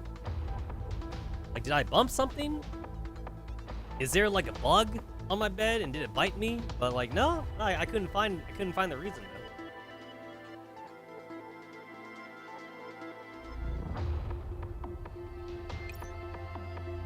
All right, I'll escort you. The spaceship and the Exo slowly make their way forward. The entropic swarm quickly locks onto their next target and head towards it. Phew! A little more, and we'll be able to go full throttle and escape. Ringhan, you should dock with us now. Will do. I'm returning now. What? A ripple appears in the optical screen Fresno erected not far away. A huge mass of mosaic pixels appear in what should have been empty space, as though something was breaking apart. Fresno, battle stations! Before Ringhan finishes speaking, the spaceship and the white Exo begin to drift in and out of view of the void. Hiss. The surrounding entropics, which haven't left the area, detect their target and descend upon the spaceship in a mad rush. Engage thrusters! Ringhan frantically tugs on her control stick to bring the Exo around and pull a trigger, showering the entropic horde with a rain of bullets. The optical cloak broke down, but how? Everything was working normally. Could it be the position of the projectors? Fresno looks outside. The clustered asteroid begins to drift apart, and the debris inside begin drifting towards the edge of the field. The asteroids, which once milled around in relative stability, lose their mutual hold on each other and drift apart, like water running out of a puddle, until it completely runs dry. The direction of the starlight! The positions of the asteroids have shifted. But what could have caused such a huge shift? No, something like this happened before. It's just like what happened back on Saturn. Comet is headed for Titan now. Titan? That's how much of a deviation from its original course? The gravity shift. Oh no. It's the gravity. The gravitational pull is weakening. Could it be happening here too? With a decrease in the planet's mass, it can't maintain its original gravitational pull, which affected the positions of its surrounding satellites. Ringhan, behind you! Beam saber! With the optical cloak completely gone, the spaceship and the Exo are once again naked in outer space. The entropics lurking behind the asteroid churn and stir, and the white spaceship is once again shrouded in purple. Crap, we're completely surrounded now.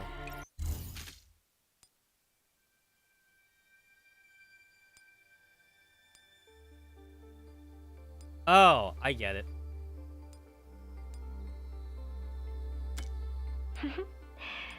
And we traded Matrix mode for Vampire Survivors, basically. I would much rather play Matrix mode. Yeah, I would rather play Matrix mode.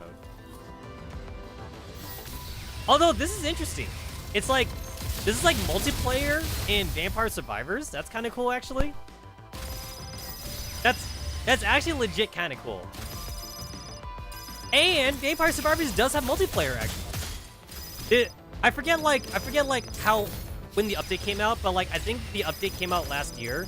There is a 4-player. There's like a 4-player mode for Vampire Survivors.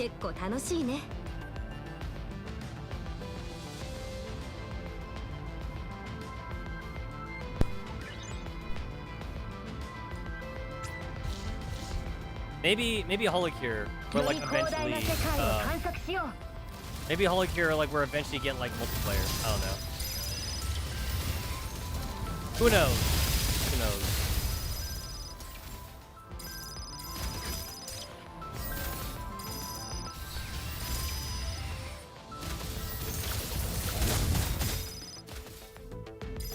So far, like I almost like don't even need to see a reason to even try that much. It's like, I guess like I'll just like get money. I mean like Hubble's taking some damage, but whatever. Fresno's at half HP.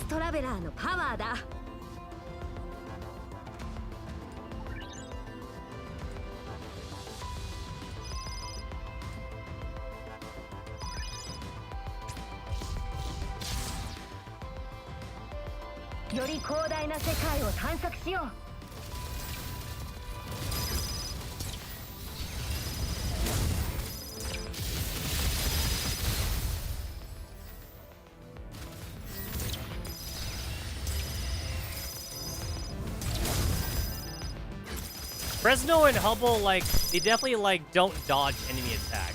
Instead, like, they're actually aggressive. Hubble and Fresno, like, they walk towards enemies. It, like, there's no enemies around. They don't have, like, a smart AI. Hubble! You're being attacked right now.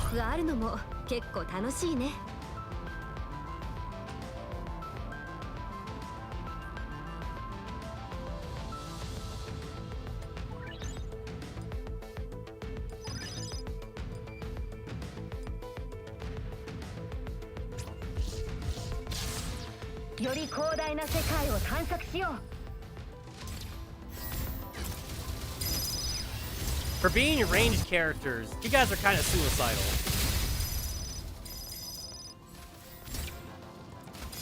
It would definitely be better if like they kind of like just like stuck around like the buff areas or whatever, and they just don't move or something.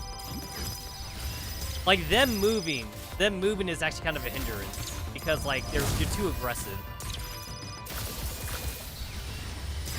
They always be trying to like just get into range and whatever.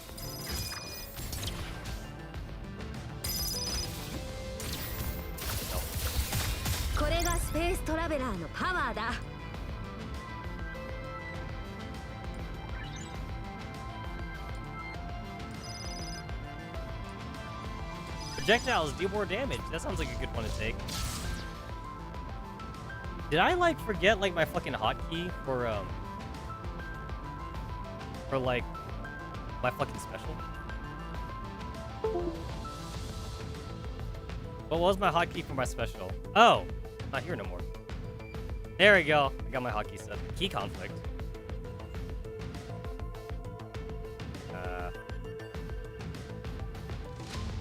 There we go. No more key conflict. There we go. Alright.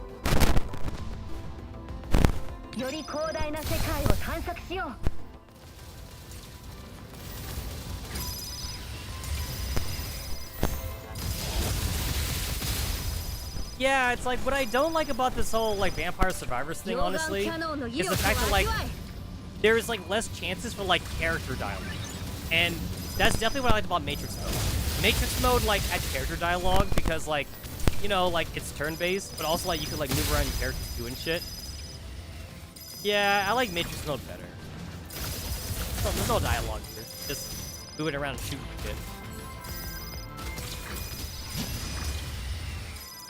But no, people didn't like Matrix mode. people did not like nature. 重力があるのも結構楽しいね。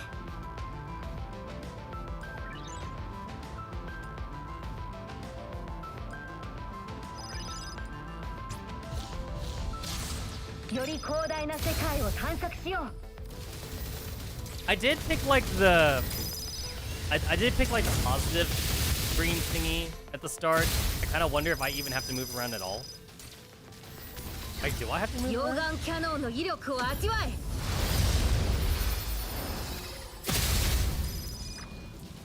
Yeah, I definitely like the environmental storytelling too. Like, I remember parts too where Soul was like getting like ambushed and shit, or like Persecara being ambushed. It's like, oh, like, no, I got ambushed. And then like, after they got ambushed, like 10 Entropics would appear. And then like, you'd have the second team.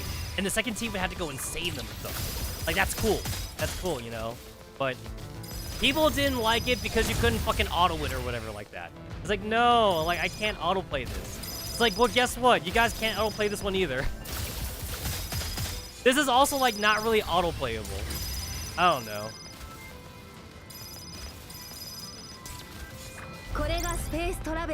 I don't like having to actually play the game.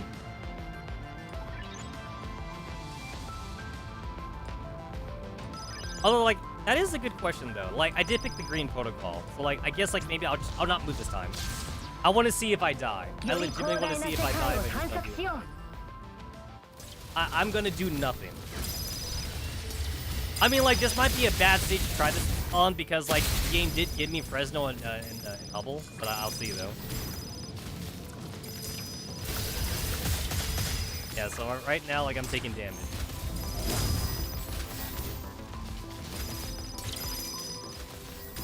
Wait, no, wait, you can't auto this. No, wait, you actually can't auto this either because you would have to click, like, every, like, 30 seconds at least, or, like, every 1 minute.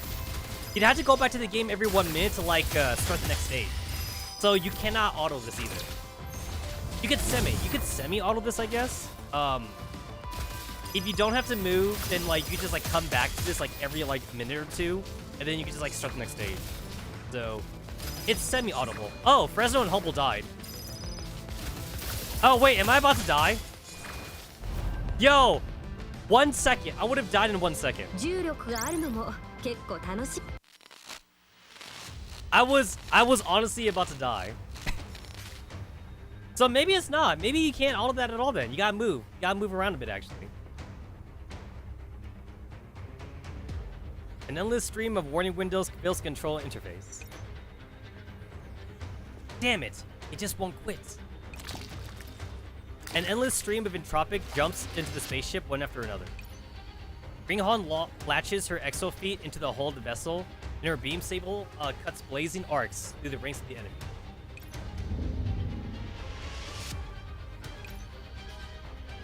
The right thruster also. Not good. The ship can't maintain its velocity. Get in the escape pods, you two. I'll grab you with the exosuit. Ah! A set of sharp tip tentacles leave terrifying scars on the exostructure. Or not. Even if I could grab them and run, the exo can't move fast enough to get away. What should I do? What should I do? What should I do? Isn't there a way to get Hubble and the others away? Ringhan looks around, and their purple entropic hordes have them completely surrounded. A streak of eerie dark purple shoots out from a distant comet, heading right for her. Ringhan, look out! An entropizing shell fires in from a blind spot, on course to hit Ringhan in the head. She's about to dodge when she remembers that the spaceship's cockpit is directly behind her, and the ship is going to have a much harder time evading than she does.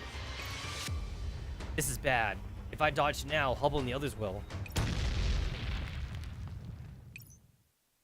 A beam from afar pierces the shell, which instantly explodes. The shockwave buffets the exo and rattles the piloting cradle. Was that covering fire? But who? Ringhan reflexively activates the exo's infrared targeting designator and switches her terminal to wide area broadcast comms. Enemy position locked! A barrage of beams fires from the direction of Saturn, each striking the enemies marked by Ringhan's designator. Amidst the explosion that follows, a video link request suddenly pops on her terminal. After Ringhan accepts, a familiar green-haired form appears on the monitor. I knew you'd be okay, Ringhan. Beep beep. Yuan! Fujin! Ooh, I'm so glad to see you two again. Aha! I'm an ace Takanot, after all. How could I die in a place like that? Although, it would be nice if you ID'd yourself before the covering fire. I feel like there's supposed to be apostrophe on the ID part. Because I was about to read that as I dead, but then like, I understood that it's supposed to be ID, but there was no apostrophe, so I was about to read that as I dead. And then like, I would have been wondering why it was I dead or whatever. I don't think anyone else would have understood what you were trying to do. I should be the one saying that. You need to at least talk about your battle plan before actually executing it. And you still owe me lunch. Aw. Beep beep. You don't need to cover for her, Luixing. In any case, we'll chat later. Right now, we'll take care of the enemy.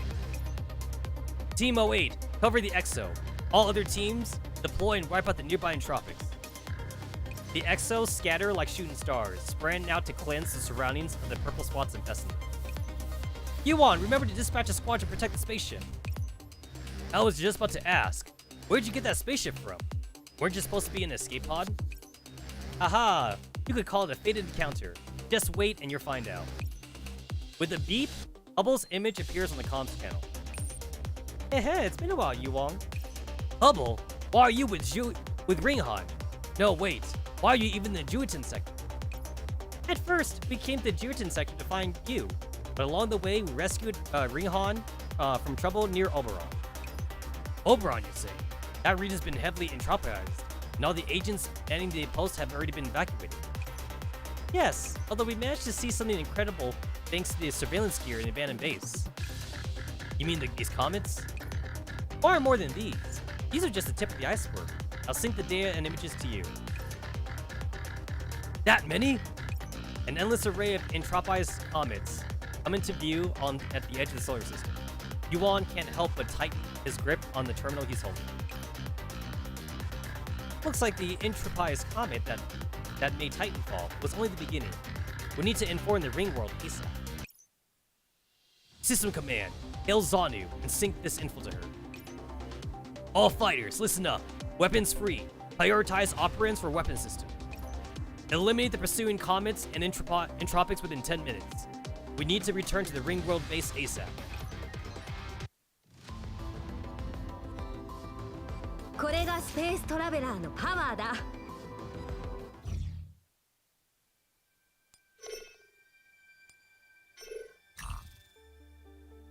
Let me see, can I just get this out of the way right now?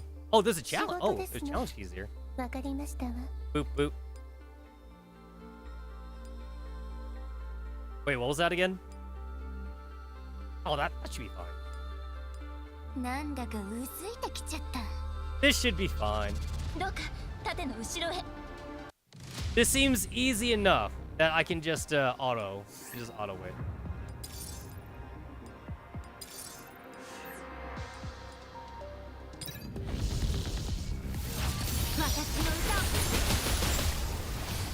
Oh, have you guys seen video footage of like 416 Kluke in Girls Frontline 2?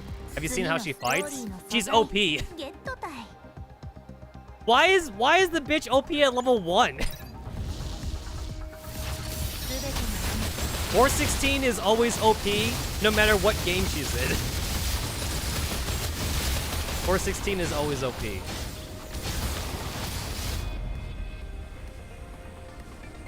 And I guess apparently 416 has like fucking like map clearing abilities now. Like, damn.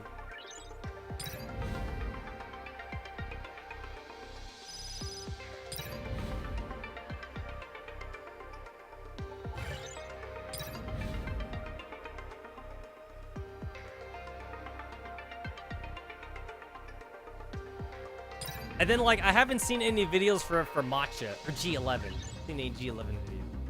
I assume G11's OP too, though. Oh, so when you're in auto, the exchange thingy, it just keeps giving you function cards until you run out of money. Ah. I've never seen that. I've never seen that interaction before on the auto skill. First time. First time.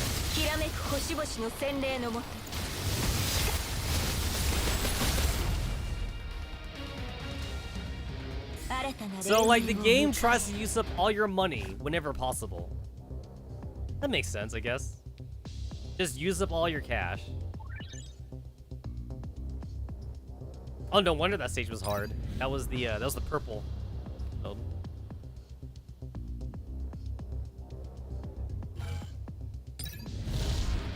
The upgrade definitely seems random. It didn't upgrade like the first thing on the list. It actually upgrades the last one. No, so soon.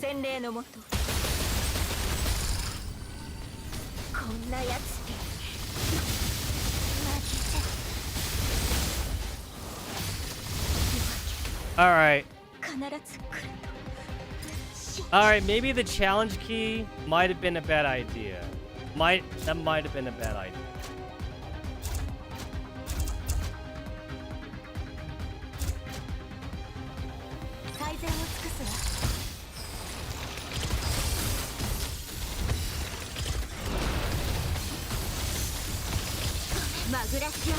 Oh, Soshun's dead again.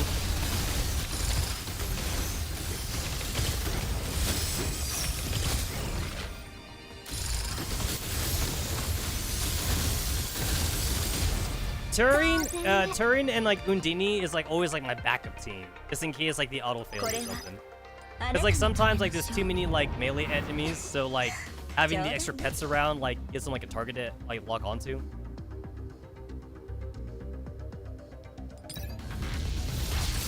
All right, so, but like I like to use Nora though because like Nora like it's just great for like just instant killing people.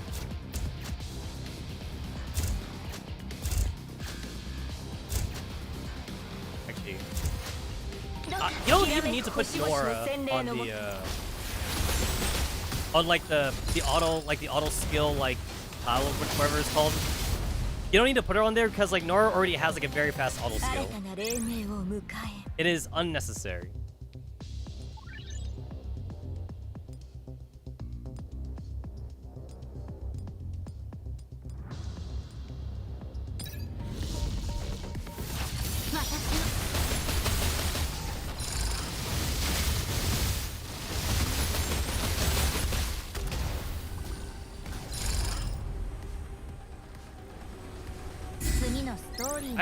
I moved the girls, and yet like the game like defaulted them, like back to their original spots, which I don't like.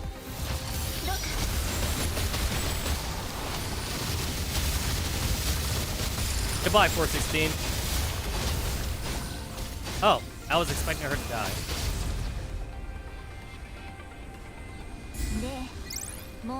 She may be strong, but she is a glass cannon.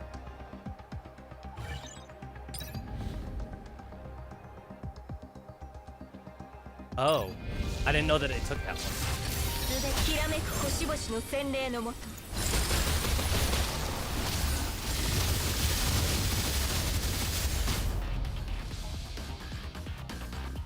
All right, so like if it has the option to like take the protocol where like it makes the enemy stronger in exchange for like extra rewards, it does take it. I thought the game would ignore that actually, but the game did not ignore it. The game took it. And I am in challenge mode right now, so that's kind of a problem, because I could actually die.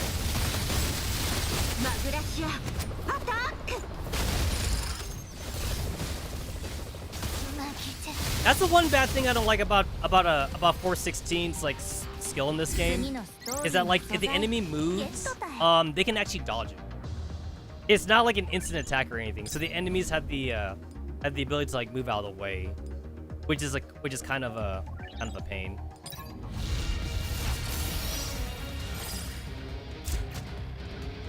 My healer's almost.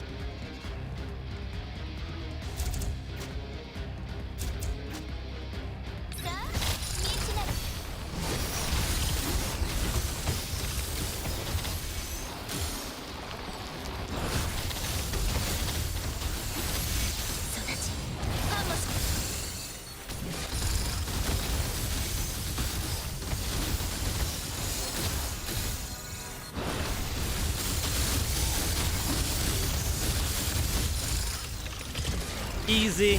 I didn't have to manually control this. I could have left it on auto. 我が教授あなたに栄光あれ新たな黎明を迎え Look at that. 3 challenge keys. Easy.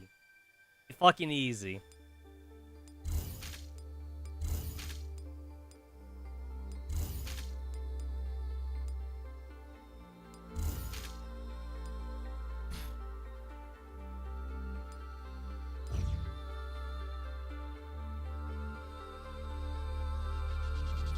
Okay. Oh, there's this much left? Holy. Damn! I didn't think there was that much. I didn't think there was gonna be that much left. Wow. Did not know that it would just keep on going. Mika does not disappoint. It does not disappoint.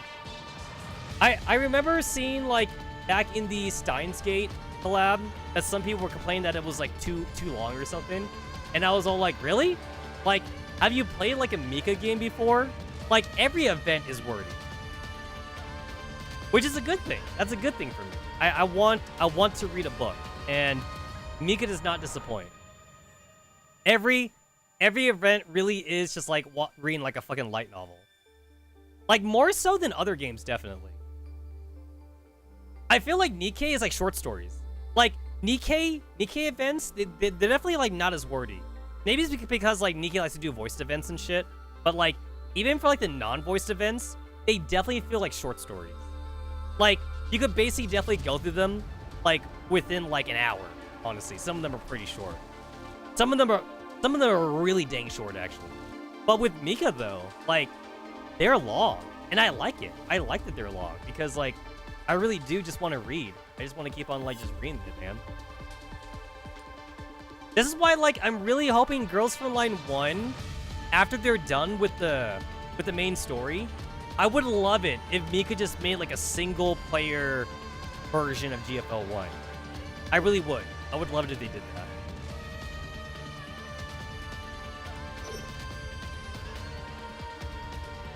Red Ash was good. Overzone was good too. I'm definitely gonna have to give it to the kingdom, to the Crown Kingdom. That one was great. That one was a great campaign story. The Kingdom one was amazing. Especially since we actually got to see, like, other OP characters besides, like, the main party. Seeing Crown basically have, like, a Super Saiyan form was amazing. But the summer event was good, though. I really like the summer event. Summer event was amazing. But yeah, like, most of their other events, though, they're pretty short. They're not that long to read.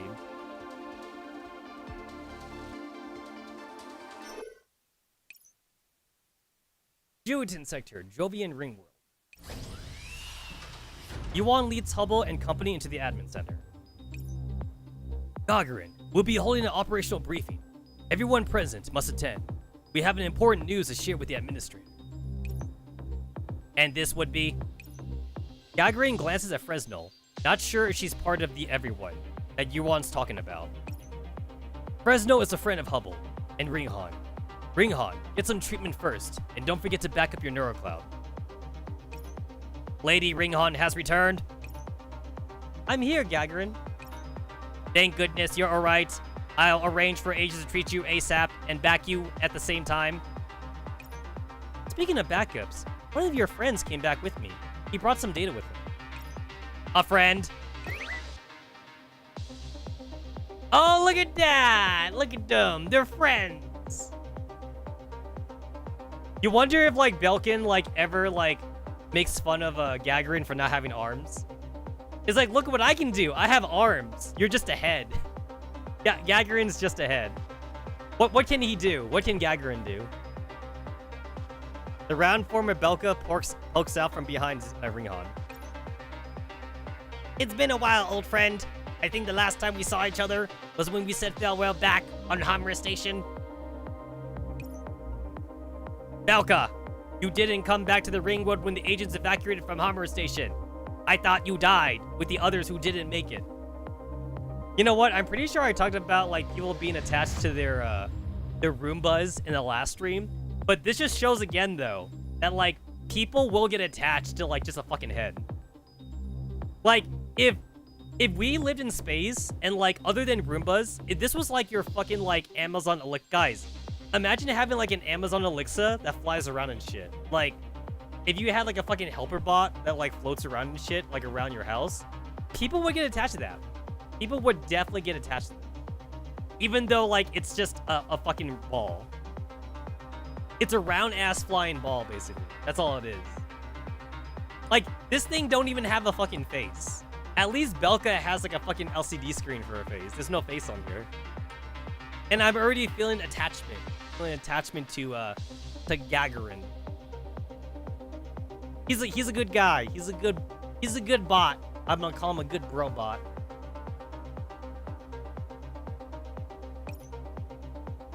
Belka remained on Hamri to guard everyone's hopes, so we would all be able to come back together. And now this wish has finally come true. Ms. Hubble brought everyone's data back. Thank goodness. I'll enter them all into the Ringworld's NeuroCloud backup terminal. That way we can all meet again once the Ringworld manages to sort itself out. Thank you for taking such good care of it, Belka. Guys, like a bot party. No agents allowed though. No agents. It's only for bots only. Sorry, Miss Fresnel. Sorry, Hubble. Sorry, Yuan. This is only for non-legged, non-armed bots only. No agents. Only the bro bots.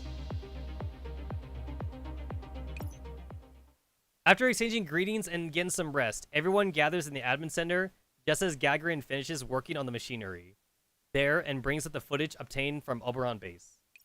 The mood in the room grows tense as everyone witnesses the oppressive numbers of the Enterprise comments once again. Going by the data gathered from Oberon base, the number of Enterprise comets entering the solar system is far beyond the capability of the Ringworld to hold off. And after factoring the Hubble's data, we can conclude that these entropics have the ability to consume stellar mass. As for the consumed mass, it's possible that it's used to make new entropics. We need to tell Zanu about this ASAP. After the decapitation battle on Titan, Lady Zanu went to Mercury. Mercury? Yes, the data from Mercury base indicated abnormal fluctuations in the sun. Lady Zanu has gone there to investigate. There are abnormalities in the sun's data? Could it be the work of entropics too? Gagarin, bring up the real-time video feeds of the sun and Mercury to help Hubble's analysis. Also, contact Zanu while you're at it. Will do. Gagarin tries contacting Zanu's personal terminal through the admin center's equipment, but the reply he gets is no response to communication request. No response! The truth is, we've been trying to contact Lady Zanu for some time now. Our broadcasts are fine, but we didn't get a response from Lady Zanu, so we suspect it's caused by abnormality solar activity. Keep trying to hail her. If it's interference from solar activity, then she ought to reply eventually. Hubble, what about the sun? Although we can't obtain more data due to the distance involved, just what we can see already proves how serious the situation is. In just a short span of time, we can see multiple super prominences on the sun's surface. Look at the height of these gas clouds. I don't think even prominences could get that size, right? While the comets have not yet reached the sun itself, we cannot prove whether or not these unusual phenomena are linked to the cometary entropization without imaging and monitoring data. It's a transmission from Mercury. Lord Yuan, Lady Zanu has replied to us. Put it through. Just as Yuan finishes speaking, Hubble suddenly springs up from where she was closely observing the big screen and points at the monitor in shock. Yuan, look at the video feed from the sun. Oh my god! Guys, it's an animated background. In the image, the sun's corona is growing in size, and the menacing, dazzling flames and light are slowly devouring the surrounding void. The sun is expanding! What? Everyone in the admin center holds their breath as they watch the screen in dead silence. The image shows space itself distorting under the sun's gravitational pull until it is swallowed up by it in the next moment. The sun's getting bigger.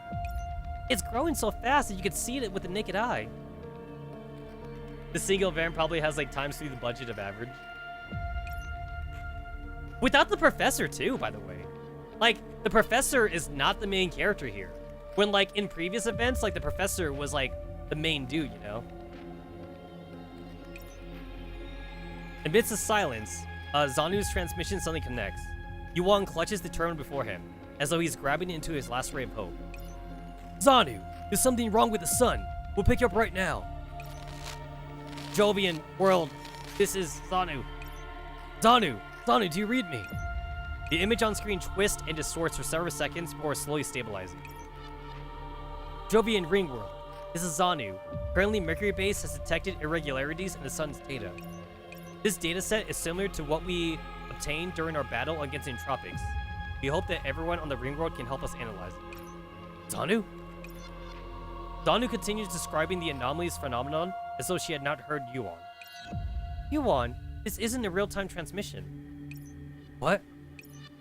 The increased solar wind activity probably disrupted comms and causes transmission to be delayed. It is then that Yuan realizes that the condition of the sun in the transmission is completely different from the real-time feed of the sun. In the real-time feed, the sun is devouring everything around it and is drawing it into its corona. The sun, it's consuming space itself. It's as if gravity increases, Mercury begins moving towards the sun, slowly sliding into a blazing abyss. Zanu, get away from Mercury now! Yuan rises from his wheelchair in agitation. However, despite his shouting, Yuan's words cannot cross the expanse of 720 kilometers to reach Zanu's ears. Zanu's face on the screen is calm and severe, continuing her analysis as always. Currently, we suspect that the Saturnian gravity shift, the change in solar activity, all of it is related to entropization. Perhaps the entropic invasion is not yet over. Right now, we need to perform first-hand analysis of this information. The view in the live feed is a hellish scene. Gigantic solar prominences now pass by Mercury, frying the entire planet. Lady Zanu! Gagarin keeps typing on his keyboard, trying to send a message to Zanu and searching for last hope that she can escape. However, everyone present knows that it's too late. Although many unknowns still exist, we will fight to the very end, no matter what difficulties await us. Gravity and high temperatures tear the planet to pieces. Not even a scrap is allowed to escape. Everything is mercilessly swallowed by the sun. In the transmission window, Zanu smiles to everyone as usual to cheer them up. As long as the stars shine upon us, victory shall belong to Juitan. Yuan slumps back in his wheelchair. His head is lowered and he does not speak. The admin center is utterly silent. Zanu! Zanu! Someone shoves the door to the admin center open, and Ringhan barges in, the worry evident on her face as she grabs her arm. Yuan, what happened to Zanu? Ringhan watches in mute horror as the sun is completely swallowed up. As the sun swallows up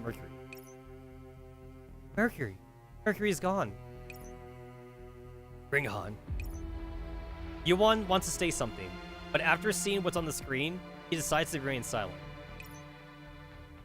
Yuan, please tell me Zanu wasn't on Mercury. Tell me! Yuan! Ringhan grits her teeth, trying to keep herself from collapsing. She looks at the agents in the admin center. Their eyes are filled with doubt and confusion. If Lady Zanu is gone, then what should we do? The entropic comets keep coming, and the sun is swallowing up planets. Nobody can give a solution to this problem. Nobody can even say if the comets or the sun will reach them first. Despair spreads all throughout the admin center. Beep, beep, beep. Suddenly, a transmission notice breaks the silence. Everyone, I am the administrator of Juitan Sector, Zanu. Lady Zanu! Thank heavens! Lady Zanu's alright. No. This transmission is also a pre-recorded message. Behind Zanu is a sun spewing tongues of fire. Is this the last message Zanu left behind? The sun is expanding. and it will consume Mercury soon. Unfortunately, I will not be able to escape in time. Therefore, I've decided to pass on all the information I have found, as well as a hand-down final mission. No, she knew she was gonna die! Like, it would have been one thing if she died, like, in combat or something, but she knew it was coming. I entrusted to my most trusted friends, Yuan and Ringhan. As administrator, this is also the last thing I can do for all of you. The screen shakes violently. Zanu grabs the camera and just barely manages to keep it stable. She pulls it closer to herself, and the adamant determination in her eyes stuns everyone present. Amidst this air of crisis, Zanu's tone is as cool and even as ever, calmly expanding the truth and giving hope to everyone. First of all, these entropics are not true entropics.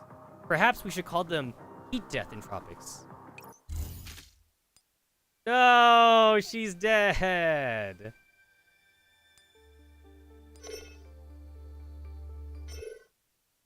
I've only known her for half an event, and I'm already sad. Sometime before, in Jujin Sector Mercury Base, Zanu frowns as she reads through the collected data of the sun. Guys, it's Turin! It's Lady Turin all over again. Remember how, like, we also only, like, learned about Turin for, like, half an event? Or, like, half the chapter? And then Turin died at the end of chapter 1? It's the same thing! It's the exact same thing! She died in her own, like, introduction.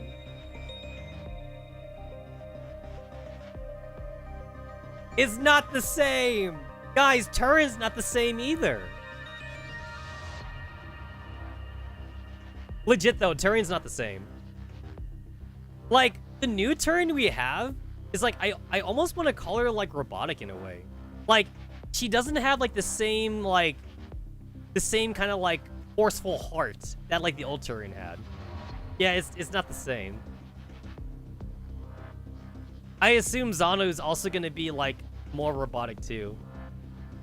Like, it's not going to be the same. It's not going to be the same one. Lady Zanu, we scanned the suns again in light. Normativity has been shown. While monitoring its activities, we found data that match our hypothesis. Data similar to the intrapization of Hamurian. Lady Zanu, have Mercury and the sun already been affected by the intrapization? Maybe a comet slipped through from Saturnian space. We didn't miss anything during the decapacitation attack. Gagarin is leading the team to find and clear the remaining entropics within the region. More on that point, given the results of our observations, the sun and the Mercury show no signs of intrapization, so there's no need to worry about it. But the sun's at normal condition. We can't make any definitive judgments at the moment with our present data. We need to take a more accurate measurement and enlist the help of others. Calm down and help me contact the Jovian ring roll. Understood. Also, Lady Zanu, our data upload speeds have become abnormally slow recently, to the point where we can't even send messages to the outside world. We could just barely manage communications before this, but now even data transmission has been affected? Is it due to the solar storm interference? Guys, can you imagine like lag between like moon internet and like earth internet or something? It's like, honestly, like if you were to live stream from the moon, there'd be like, it wouldn't be like a 30-second or 20-second delay or some shit, you know? It'd be one hell of a delay. Or Mars. Can you guys try to imagine, like, if you're a live streamer on Mars and you're trying to live stream to Earth? It'd be like a fucking, like, hour, like, stream delay. Basically, like, it wouldn't even be a live stream anymore. You'd just be uploading VODs to the Earth YouTube. It would have to be like Earth YouTube and like Mars YouTube, because like live streams just wouldn't be a thing. It would just be VOD uploads.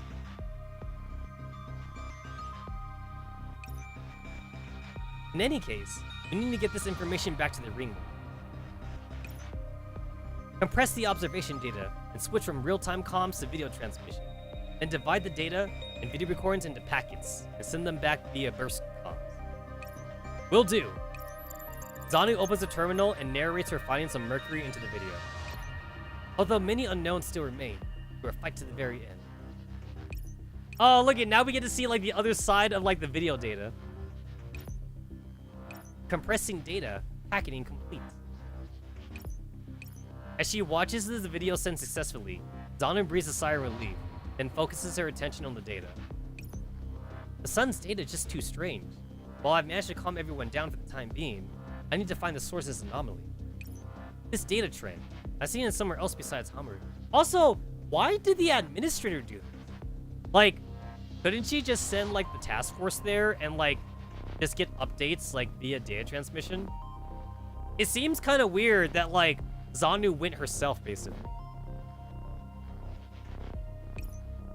If I had a full suit of observational data for the interesting process, that's right, lost from Titan.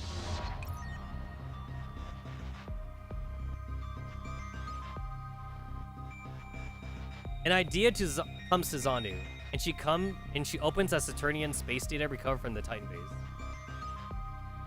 Oh yeah, that's normal. Yeah, everyone is supposed to get Persicaria SC right now, and then like you're supposed to like slowly work your way up to get her to 5 stars. Which is like not how it worked on the Chinese server. On the Chinese server, everyone just got a 5-star Persicaria SC, but we have to make her the slow way. Yeah, I don't know why they made that different. I don't know why. But yeah, we don't get her to 5 stars right away. On the CN server, it's all like, okay, everyone gets a free 5-star Persicaria. Here you go. Like during the event. Yeah, we get the 3-star. We gotta work our way up.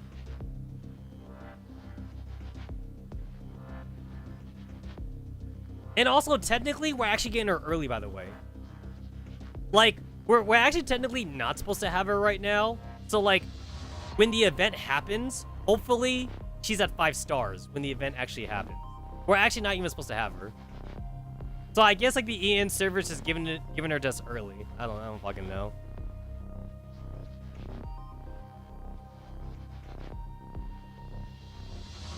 An idea comes to Zanu, and she opens the Turian space data recovered from the Titan base. What is this? Zanu's pupils narrow. Then she opens several sets of data at once and begins comparing them. System commands. Retrieve the observational data for Saturn, Uranus, and Neptune. The shocking conclusion is that each of these data sets records similar phenomena. I see. I should have noticed this earlier. Mwahaha! It feels great to no longer have to maintain the common shape and fully assimilate a planet. Alright, and then this is the part where she finds out, like, she blew it up or whatever. So, the change in Saturn's gravity, was it caused by a change in mass? The lost mass is consumed by the entropics, and converted into more entropics, which keeps consuming mass. And so, the entropics keep increasing. That's the second law of thermodynamics. And as time passes for the universe. A look of shock fills Zanu's Hidehurdo, unchanging face for the first time. System command. Retrieve document. Duotin sector framework principles. Search for the following keywords. Heat, mass, and entropy. Results found that match criteria quantity 1. Zanu, do you think the universe will end? The light of the stars must end someday. Entropy will always increase. Perhaps the end of the universe is a certainty. Is there a way to reverse the end of the universe? There is insufficient data for the meaningful answer. In that case, let's set this as an item for Juten sector to study on a periodic basis. If we have enough time to simulate the changes in the universe, perhaps we might be able to figure out a solution. There is insufficient data for a meaningful answer. Also, a single instance of heat death is too small of a sample size from which theorize the universal laws. That's alright. We'll just do it several more times in a simulated universe, as long as it can be reset. And as it happens, we can use it as a test site to study the Big Bang Theory, although having to reset the program for entropy increase is a little tedious. It would be good if we had something that already exists to use. Then, we add a system to accelerate the heat death as a catalyst. After all, humanity's time is limited, and we all want to get the answer as soon as possible. Both the entropic comets and the entropic themselves were just the beginning. Now, the destruction has finally started within the planets. The all-consuming heat death has arrived at sea. Xanu closes her eyes. Rows after rows of numbers race through a neurocloud, slowly piecing together the full picture of the disaster that lies ahead. But why would it activate now? It's a long time until its scheduled activation. Did something influence it? No. I need to tell everyone immediately. Terrible news, Lady Xanu! Huh? What happened? The sun! Xanu looks out the window. The star which humans once called the mother of the solar system is now furiously spewing clouds of gas. These are super prominences. No, they're bigger than super prominences. Mercury's surface temperature is rising, Lady Xanu. The sun. The sun's activity will continue getting worse. It will keep expanding, but the matter it produces will break down, and its overall mass will gradually decrease. Lady Xanu, have you synced the backups of all the Mercury-based agents to Earth? Yes, we sent it to the storage drives in Gabon's research base 24 hours ago. Good. Inform all agents that we will be evacuating Mercury base. Lady Xanu, right now, we have no way of stopping the sun's expansion, but we might still be able to survive this. Once we leave, we might be able to meet up with everyone in the ring world ASAP. Understood. Upon hearing Xanu's order, the Mercury-based agents rise to their feet and begin backing up data while preparing to move important equipment into the evacuation craft. Good luck. Xanu turns and slowly sits back down. Lady Xanu, aren't you evacuating with us? I can't go. I still have the key to hope, and no matter what, we need to make sure our conclusions make it out of here. But Lady Xanu, I know the chances of successfully transmitting the information during such a powerful system are slim. And that even if we do it, we might not be able to resist the sector's base layer command, but they might be able to make a miracle happen. I can't give up on that possibility, and thus, I need to hold on to the very end. Lady Xanu, the agents of Mercury base suddenly stopped their evacuation work. In that case, please let us help you too. Guys, Lady Xanu, we are all agents of Juitan sector. As she sees the sincerity on their faces, Xanu's cool expression suddenly gives way to a smile. Indeed you are. I'll be counting on you then. The comms interference means that we can't send large documents, so we need to divide the info into multiple compressed packets and send them. This key, in particular, is of utmost importance. We must send it, no matter what. Xanu turns on the communicator again. Right now, it is a vessel of all the agents of the Juitan sector. I have decided to pass on all the... Oh no! It's the other side! It's the other side of the transmission now. Oh, we've seen this one already. The base begins to shake from the gravitational anomalies, and Xanu just manages to keep herself upright amidst the chaos. Oh no, we saw this.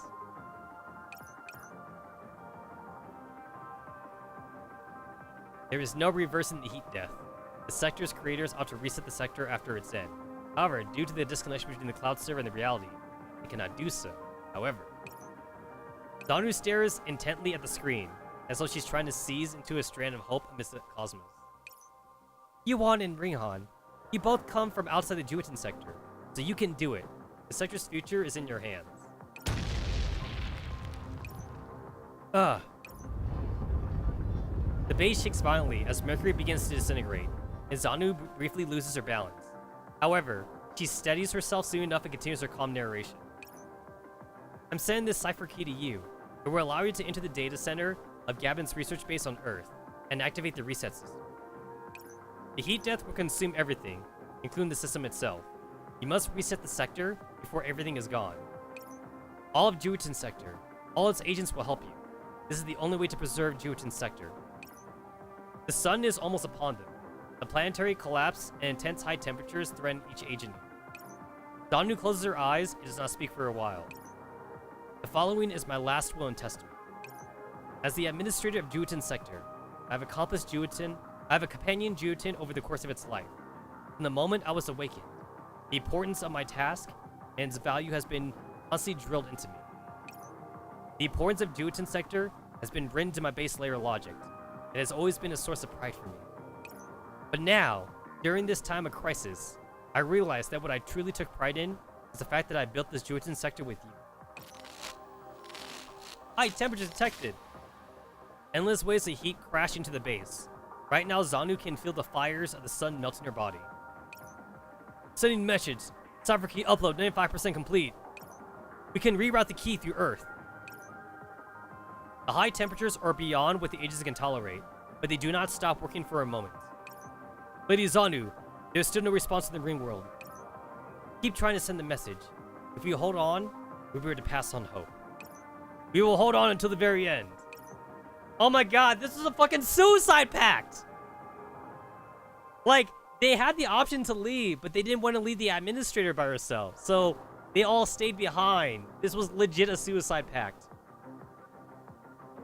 The blazing corona is almost here, but there is no fear on Zanu's face.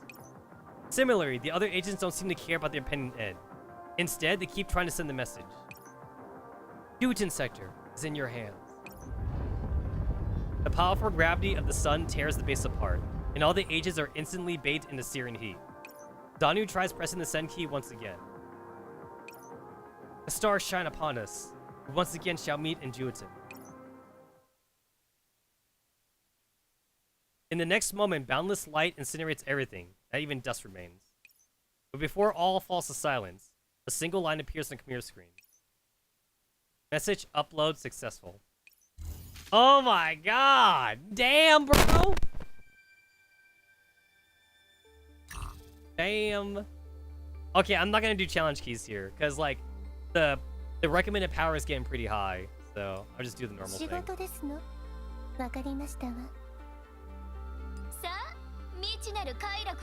Yo, not just the agents, like even the bots, even like the little like mini bots. The mini bots are hardcore too, man. I'm gonna call them like lesser agents. They're basically like lesser agents, but yeah, like they're also hardcore. That's crazy, yo. Crazy.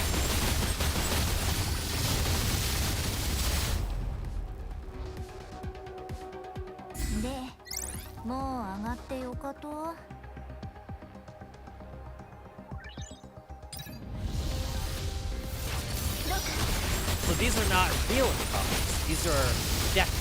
They're heat death comics.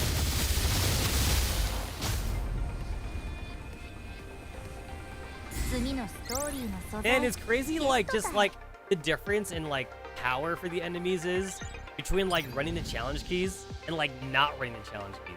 Challenge keys, they really do like amp up the difficulty. You really do need like max level characters for like challenge keys.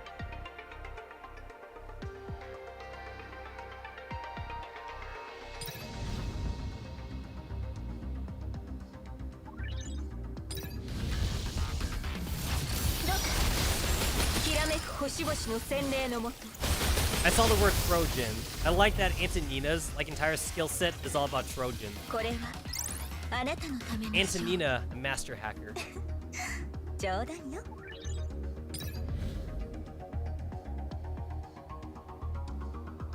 And playing this game now reminds me that like I've been rewatching Reboot because like there's the fucking 24/7 live stream on YouTube right now for Reboot. And Reboot is all computer terminology, so it's funny because I'm playing Miracloud. They be talking about like routers and gigabytes and like kilobytes, and they're talking about like monitors and screens. They're also talking about like the net and the web. They're talking about firewalls or force fields and shit. Reboot's funny. Reboot's such a funny 3D cartoon. Oh, did you guys know that every time you play a game, you're killing your computer? You guys know that? According to Reboot, every time you play a game, and if you win the game, you're actually killing off your computer. And then eventually your computer dies. and then that's why you had to get new parts. So the more you win in a game, like the more damage you do to your computer, because you get to the final levels and shit. So your computer will last longer if you don't play games. Yeah, gaming kills your computer. And then your computer also lasts longer if you suck at games. So if you have a computer where like you always lose games and you never beat them, that means like you never, or like you're never gonna overload your computer or whatever, because you'll always like game over really fast and shit. So yeah, stop gaming and stop killing your computer, because gaming puts a lot of strain on the computer.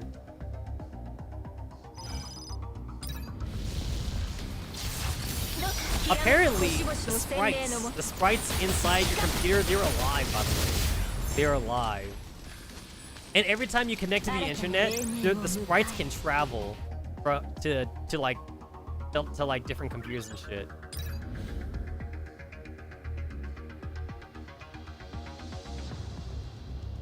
There's tiny little lives in your computer, and they also like get married and shit too. They have a love life and everything. They get married, and then they have like little data babies and whatever, zeros and ones. Yeah, that's happening in your computer right now.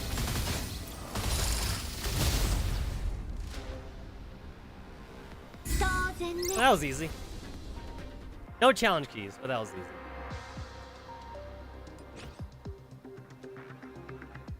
I'm at 15 keys, and 15 is the max, so I might as well use one then.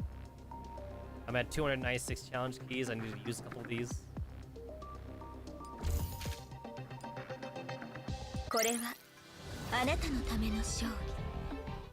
Man, why does 15 have to be like a max? 15 is like such an arbitrary number. Oh shit, I can't do this one. Sometimes I see if I can like go ahead and like do like the combat stages first, so I can like read the story chapters all in one go. But I can't do this one because this one looks like it's gonna be a fucking spoiler. So can't do that. Can't do that. Alma Inscripta locked? Oh, I don't even guess it's the Alma Inscripta. Oh, that sucks. Because I do have Hubble's Alma Inscripta. But like this one says it's locked though, so I don't get access to it. I guess that means like canonically, Hubble is not an Alma Inscripta right now then. Canonically, she is not. She is not an Alma Inscripta.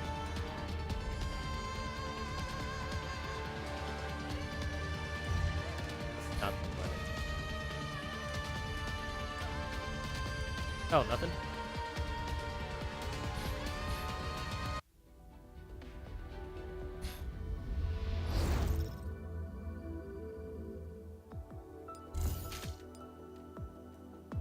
I don't like how that mission is phrased, because I was always confused by it. Replenish keys one time. I don't like the way that's phrased. I feel like it should be like use a key card one time, because that's technically what it means. You use a key card. Replenish keys? Like, I was so confused back then, like what that meant. Because I was like, replenish keys. I mean, you replenish keys by just being AFK. So, like, how come I haven't activated it yet, you know? I remember, like, when I was first playing the game, I tried so hard to, like, do all the daily missions, even though you don't need to do them all, though. You have more than enough daily missions to, like, do, like, half of them. You could do half, and then you're good for your dailies. I am at 150 out of 100, so there's still more that I could get. Like, I'm not gonna do them. Endless exploration. Do they add more stages to that? We're only at 180 still. I know there's more. I think the Chinese server, they expanded to like 230.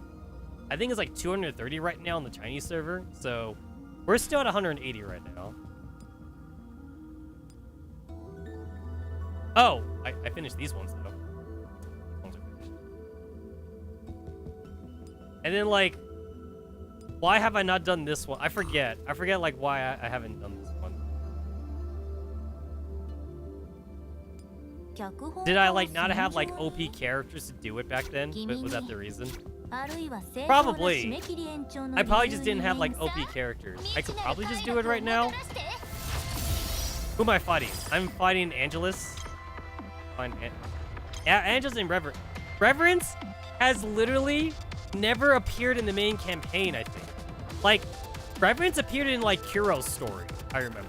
But I don't remember Reverence appearing in the main campaign like at all.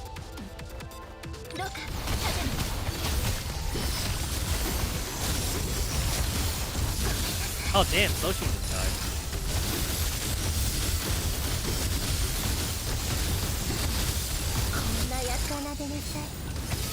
Oh, but I got Angelus though. But I still have to get like faith. I gotta get like faith in I gotta get faith in here. Oh, not faith. I gotta get reverence in like the other sanctifiers.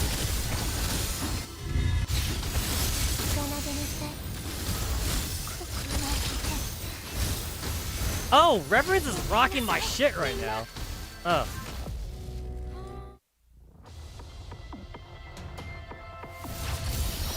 Huh, Reverence totally rocked my shit. I wonder if Florence might be better here.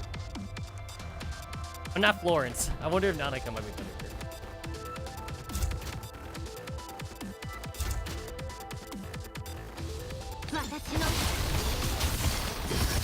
Alright, I want to spam Nanaka's thing as soon as possible. Shit, Soshun died hella quick! Before like my ultimate even popped off.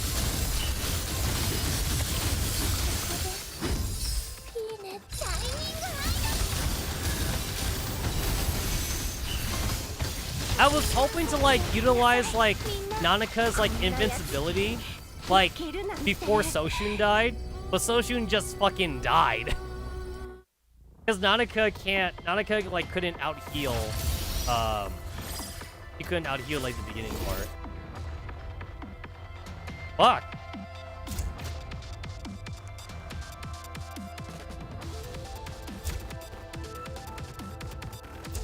I don't know if like Eos would be better for this, or two healers might be better for this.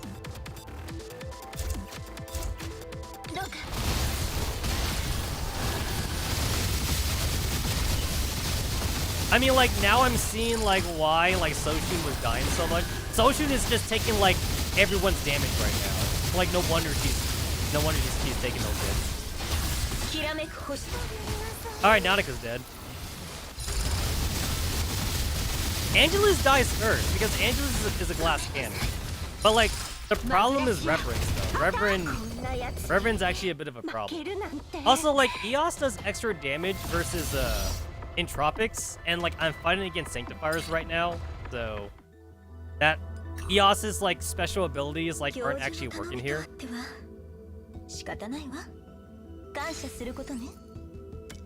I remember, like, the old school team used to be, like, Kuro and 416, but I don't know, like, if that's still good.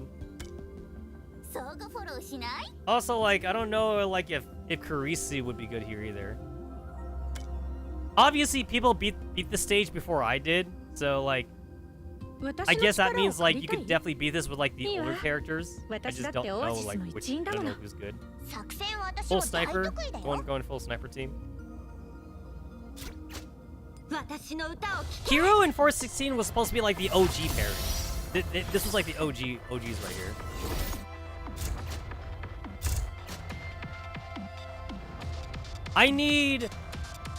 I really do need Soshun to last like more than 2 seconds. I need her to last like just a little bit. Dude, Reverence is no joke. Reverence is legit no joke. I can't teleport her. I literally cannot teleport her. It's like, I can stun Reverence, like, really quick, you know? But I can't. Alright, cool, and then Chansey died immediately. Yep. Yeah, no, Reverence is the one that's, like, is one-shot me right now. So, like, I guess I see, like, why I didn't, I guess I see, like, why, like, I didn't do this before. And like, I have more characters available now than like what the other people did before me. So like, I technically don't have an excuse, honestly. I kind of don't have an excuse. What have people been using?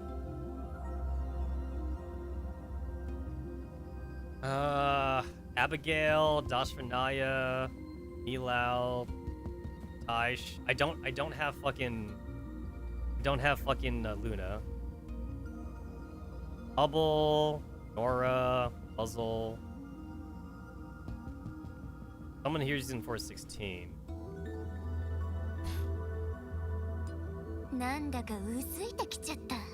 This feels like it should be possible.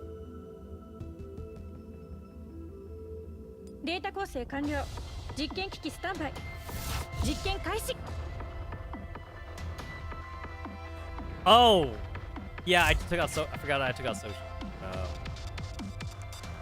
No Angela. No Angela though. Angela used to be like a staple. Angela did used to be a staple, but I guess like Angela's like not a staple anymore though. Yeah, everyone used to use Angela. Oh wow. Oh. So like they aim for the fucking puppet now. Oh, that's like so much better. That is so much better that they aim for the puppet.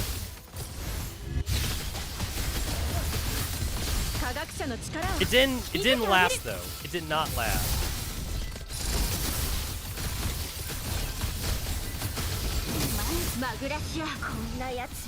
No, she died before the fucking skill went off. Oh, everyone's dead except for Reverend. She literally died before the skill went off. That was like perfect. That was legit, like fucking perfect.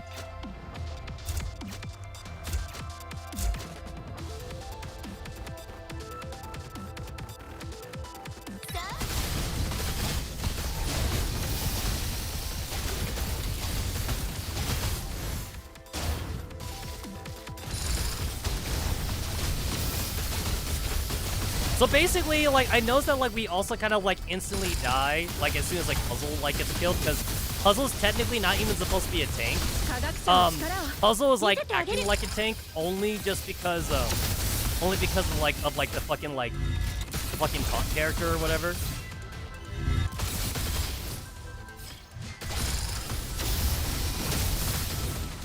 I could not teleport Puzzle for the life of me. I could not teleport Puzzle. Oh, we did it! We fucking did it. We fucking did it. There it is.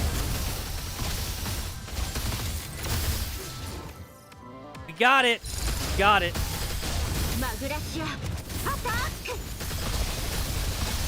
We fucking got it. We fucking got it. Okay, cool. I beat 180. Using, like, very OP fucking Alma and Scriptus, though. Along with a collab character. I also use the fucking collab character. So, that's probably like an unfair way to do it.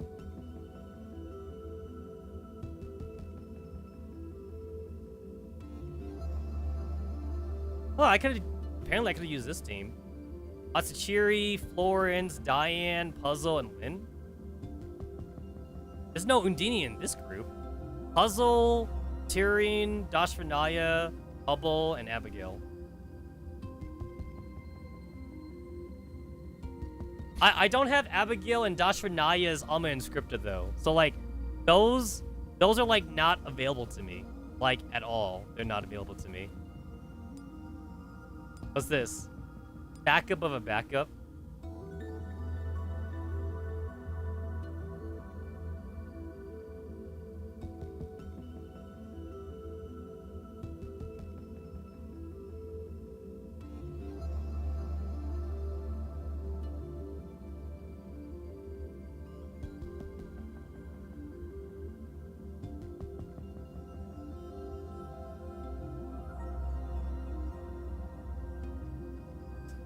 Oh, look at that.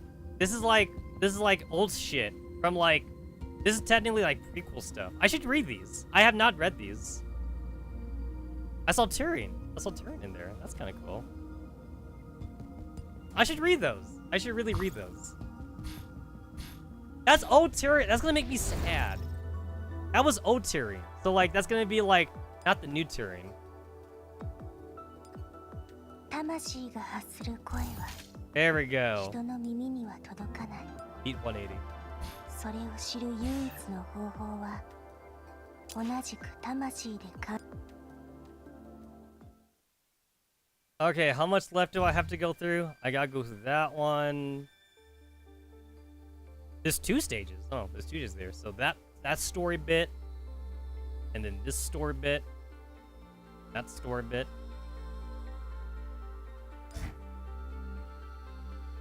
Last glimpse of space, extinction, third destiny, and final and fairest of all outcomes.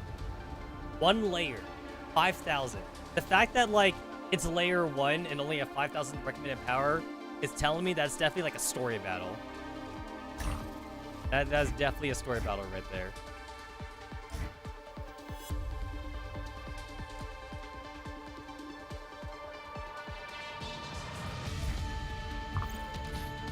This is definitely gonna take me a good. This is gonna take me a good while. So I think I will save that for another stream. And I need to do my fucking dailies for Nikke, and then I got a gacha. Sends Ray's in the game. I'll save that for the next stream. But hey, rip Zanu. She got sun eaten. Black hole is technically more of a black hole kind of thing.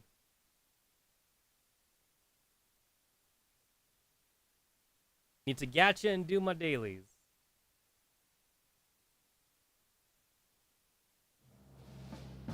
That was like the longest black screen ever. That was like a whole fucking like 30 minutes. God damn.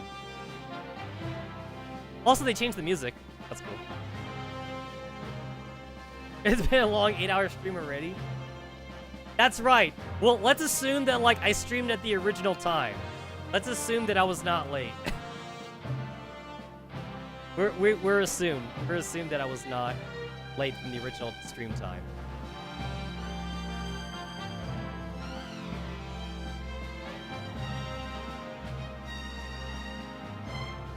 You know what? If you did not know Evangelion, looking at this, you would think that Misato was actually a Nikke, because like Misato doesn't have a plug suit. She doesn't have a plug suit, so like you would think she's like a teacher character, like with like Marcinia, or like maybe she's actually like a senior student, so like maybe she's a student like Ein or something. Also. Okay, wait. This is kind of like an unfair title screen, because like Marcinia and Ein, you get to see them clearly. You don't know where the fuck Ray and Zwei are. They're right there. Ray and Zwei are behind the fucking Nikke logo. You can't see them, but they're there though. I can see like a little bit of Ray, and I can see like the top part of like Zwei, but you can't see it. So like, you would be forgiven if you thought that like Ray and Zwei were not here, like on the title screen.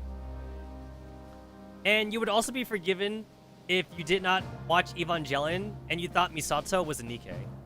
Since like Misato wearing like a short skirt and shit, and she doesn't have a plug suit. Leona has a plug suit costume, which is weird. Like, why Leona of all characters?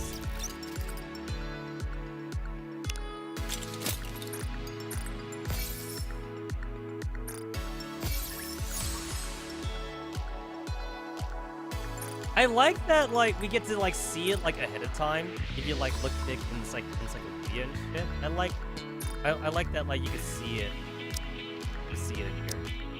You can see, like, future costumes that, like, aren't even in the game yet. Which means that, like, they put the data in there already.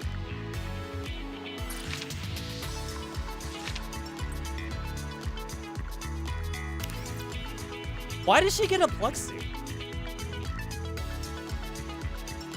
Is there someone like at Shift Up that was just all like, hey, Leona's my waifu, she gets a plug suit. 意味を見た目だけで判断しないでほしいな。すごく優しい子なんだから。君ちょすっごく可愛い No voice files though. There's no Evangelion voice files for this.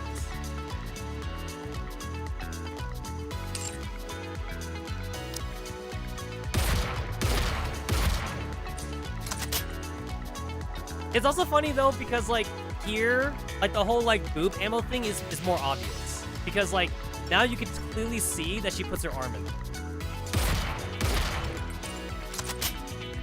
That's where she puts her fucking bullets. Compared to like the regular costume.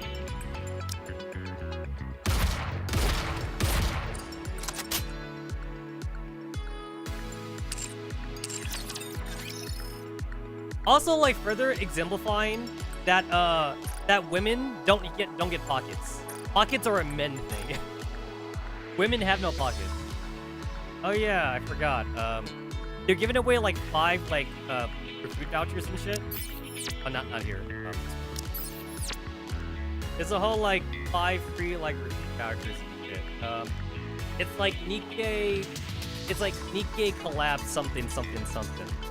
Let me see. Nikke. That's J. Nikke. SH. Nikke. Let me see.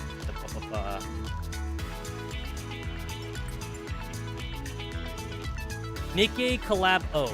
Oh, that was easy. Nikke collab 0? Or is that a O? Is that a fucking 0 or O? That's a fucking... That's a O. That's an O? That's a fucking O. Oh, that is an O. Okay, that is an O. Okay. Nikke collab O. Nikke collab O. Is there any other that I haven't done? Oh, Nikke Evangelion. Okay, let me try that one. My arm like keeps hitting my microphone because I'm trying to like reach into my keyboard. Oh, gotta. Because my keyboard is like way in the back of my computer desk when I'm not using it. Nikke X Evangelion. TH0822. Fuck. Wait. Nikke. Oh, EX. Nikke EX. Alright, Nikke EX.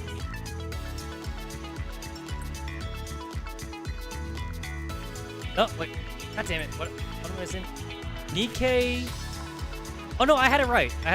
So Nikke X. Nikke X Evangelion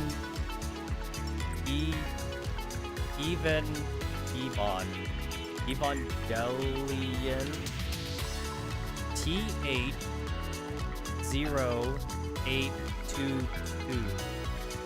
Evangelion. Am I spelling that right?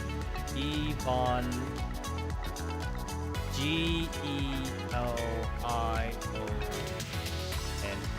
I wonder if that expired. Did it expire? The codes are not cap sensitive. They're not cap sensitive, so NIKKE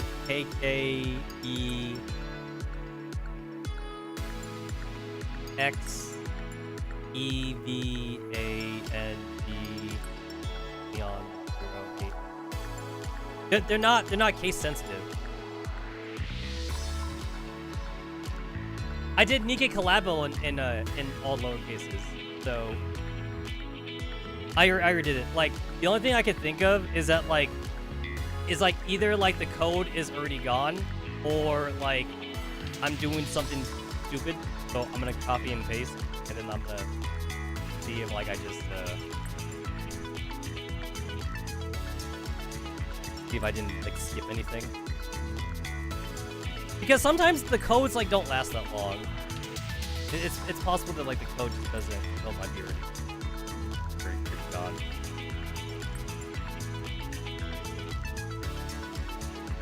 might. The cult might already be gone. Let me see. Yeah, did I miss something?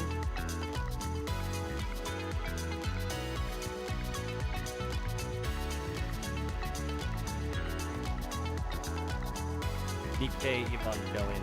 And also, like, just to show as well. Where's my notepad? Where the fuck is my notepad?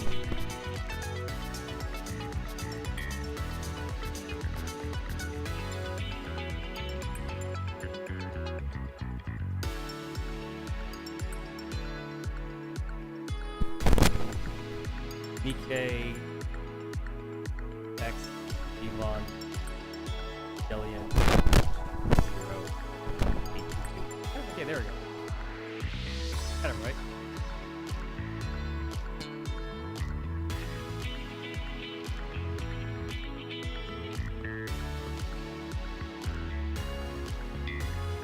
Yeah, I never caps. I never caps my passcodes.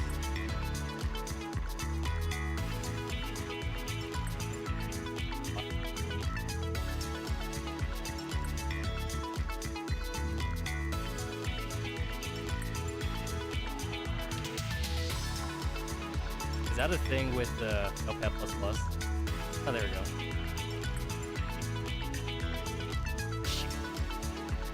I'm not happy.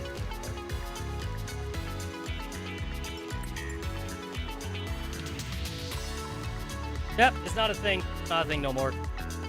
I took too long. I took too long.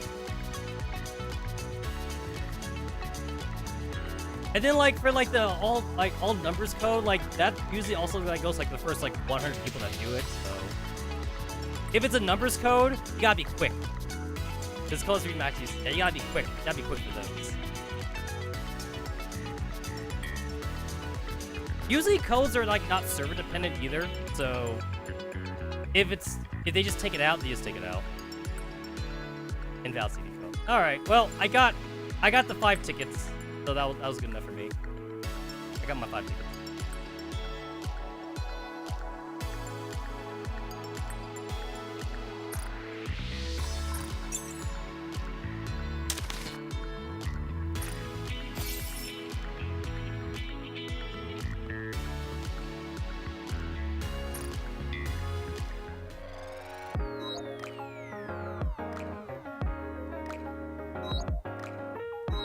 And then we just gotta wait like a couple more days for Mario to appear.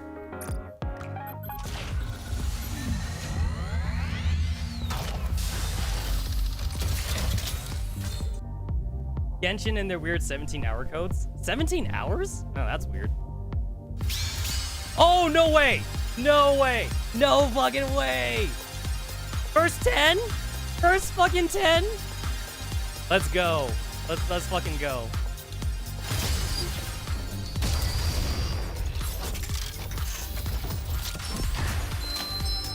Last one? Why is it the last one? What? What's the last one?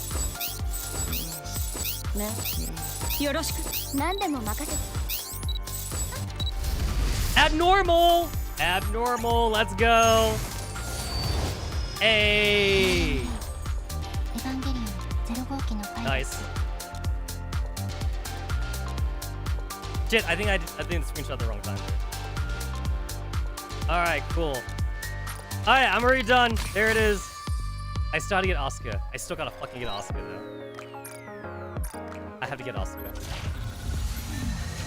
I couldn't get Asuka last week, so damn. Fucking tsundere bitch. I got Ray fucking first time.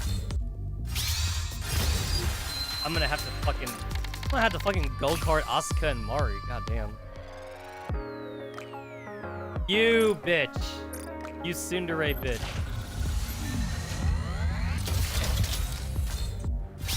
Oh, please. Please, please, please, please, please.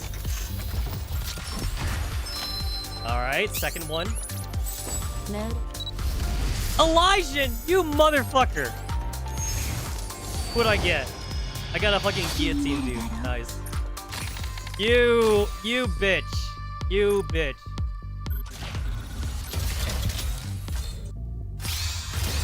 I'm gonna have to fucking gold card her. God damn.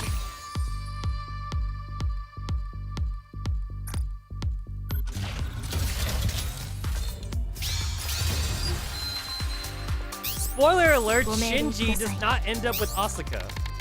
Asuka was oh well, I guess I'm done for the day. God damn it. But yeah, Shinji doesn't end up with Asuka. So maybe she's still salty. Maybe Asuka is still salty over that. Fucking Christ.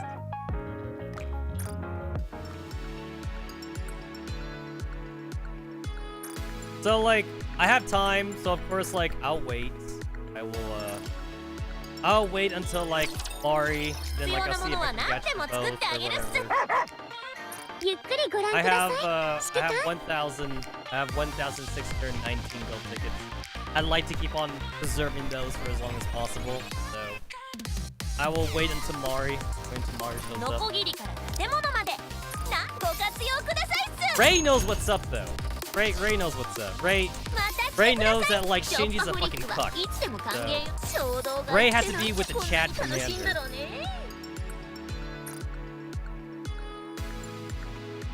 Isn't it kind of stupid that Shinji has more like fucking Shinji has like a better like friendship and more like compatibility with like Ray and Mari, and both Ray and Mari are clones of his mom, making Shinji literally a mama's boy. And then Shinji doesn't even get with Asuka because Asuka's too much of a bitch. Asuka is literally too much of a bitch, so he doesn't end up with either. He doesn't end up with Asuka. He ends up with Mari. But he still had compatibility with Ray though. He still had compatibility with Ray. Ray and Mari were like way nicer to Shinji than Asuka ever was. And Asuka wonders why Shinji didn't go for her.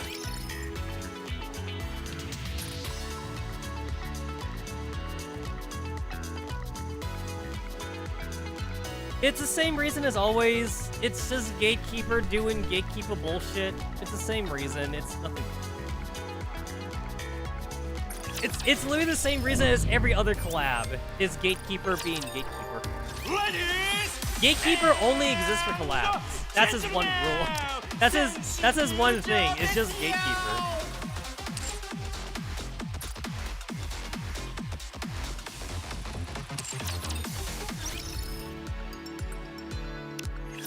I mean, like, at least to be fair, Girls from Line tries to like somewhat canonize their shit. It's like Valhalla was a dream sequence, but also technically, it's called Glitch City, right? Glitch City it actually exists in Girls from Line world or something. So like, not only was it a dream for 416, but like it was only a dream because 416 visited the city for Valhalla. So like, Valhalla is basically canon for Girls from Line. However, to be fair, the Blaze Blue and Guilty Gear collab, it was also like a Portal shit or whatever. And same thing too for like the Zombieland thing. The Zombieland saga was a dream sequence. Zombieland saga was a dream sequence because the commander played a video game. Commander played like a fucking dating sim, and he had a dream sequence. And then like the Jashin-chan, the Jashin-chan collab was also a Portal because K5 Luna opened up a portal or whatever like that. 2064 and 2069 aren't even that far off. Yeah, maybe that's why they were able to do it for Glitch City, since Valhalla was just a dream sequence. I know that for the Zombieland thing was technically the commander going back in the past, but that was a dream sequence too, though, because he played a dating sim.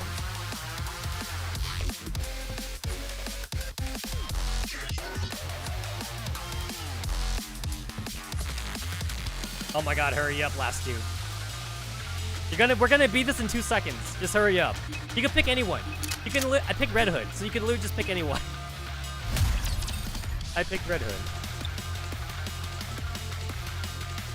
I picked Red Hood just so that way, like, we don't have to worry about like not being able to burst, because I've been in coordinated things before where like we couldn't burst because we didn't have like a burst 2 or like a burst 1 or something.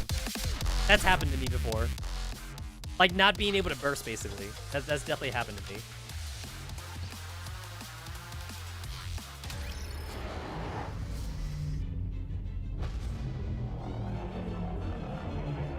Hello, Gatekeeper.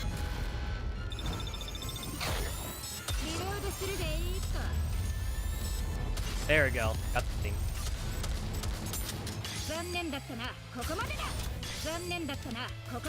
There we go. Full burst. That's why I like Red Hood.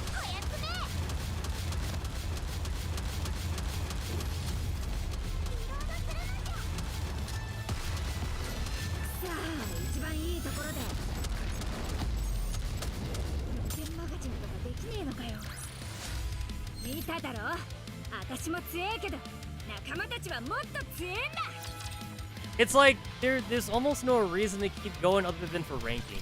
And ranking doesn't get you a whole lot.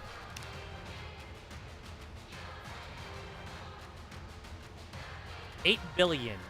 That's the damage to beat, boys. 8 billion. You gotta beat 8 billion damage. That's what you gotta beat. Wait, what the fuck? Wait. They all got the same damage? Is that just the maximum you could get then? 8 billion and 92 million? That's 1, 2, 3, 4, 5. There's 5 people in first place. I guess that's the max damage you can get.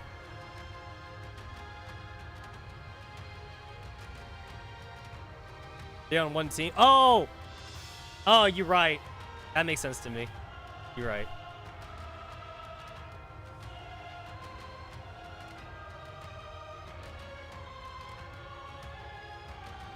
Oh! Oh, it's a team effort. You know, I never looked at this. I actually never looked at this. I always thought it was like a singular. I always thought like it was just singular damage by a player.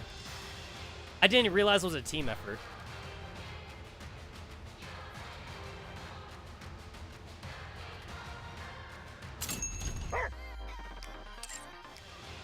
I mean, like, these guys had to have been like on a Discord or something, because like there's no way you can get it without like not communicating with people. You can't rando. You can't rando into that.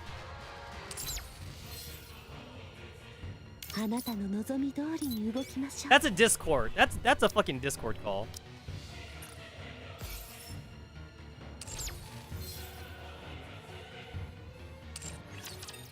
I call bullshit on random. I call bullshit on that. There are way too many players that like just like tank the fight after you beat the boss. I call bullshit on that. They had to have been in a Discord call.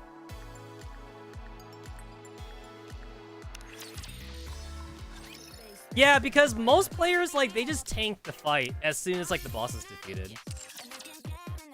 It's got to be coordinated.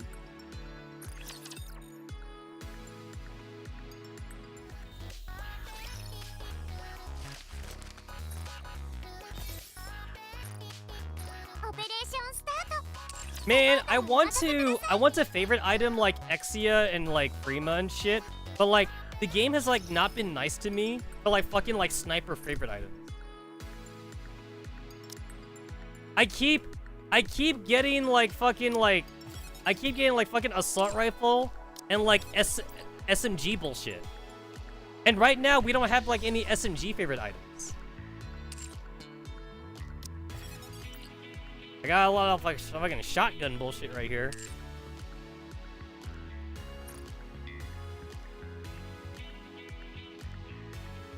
Right now, I believe I can favorite Ida. No, I don't have a rocket. God damn it! I don't have a fucking rocket launcher.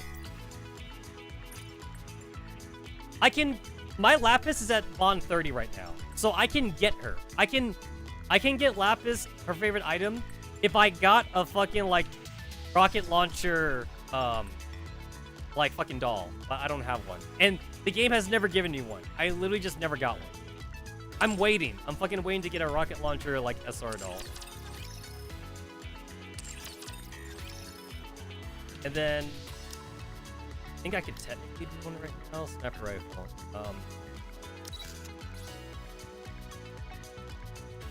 Which one was it? Was it Exia or was it?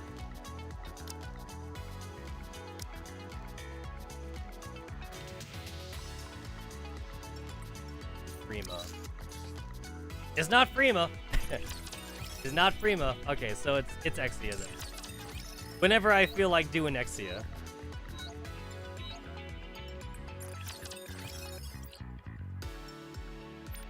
The only reason why I can't do Prima right now is because she's at Bond 30, but like I refuse to like waste like fucking affection items on that when I could just like do the dailies or whatever. I mean, like I could do it right now, but I'd rather just wait. I would rather just wait. I'm about to get fucking Bond 30 with fucking Exia though. There we go, Bond 30. There's my Bond 30 for Exia. Now I just need to get her favorite item.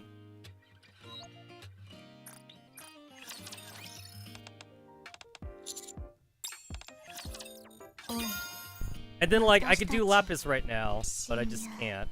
And I'm still waiting on like Viper's thing to get up. Yeah, see, she's Bond 30.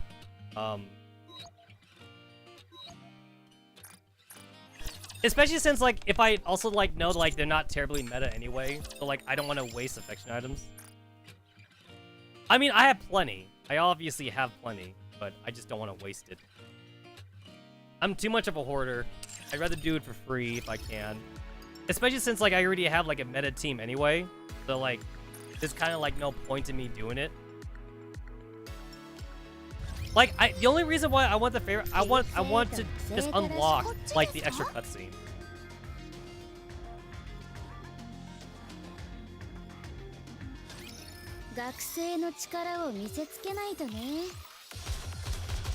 It's like even if I were to favorite item like Lapis and like Exia or Prima, like it's not like I'm replacing my main team or anything like that. I'm just doing it for the sake of doing it, so I can get the extra cutscene. And if you wanted to like really read the cutscene, you can just YouTube it. Just YouTube like the favorite items for Lapis, Viper, Exia, and Prima. People have already recorded like the cutscene favorite item thing. Oh, and Diesel. I forgot about Diesel. Yeah, Diesel probably gets like the least power like from her favorite item. Like Diesel's like not any better, honestly.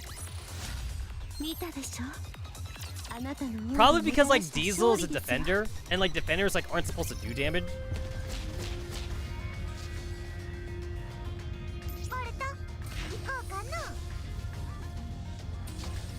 Also, like you can't even pay to win the favorite items.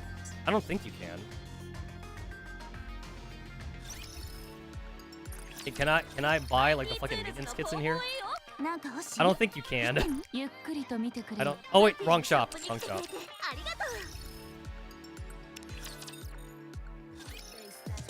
Are there any favorite items in this bullshit? Favorite items? Favorite items?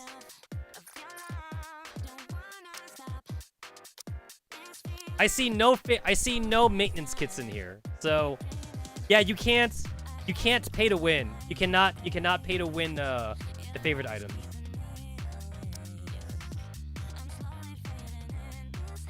You can pay to win levels though. Synchro device. Red core dust in here.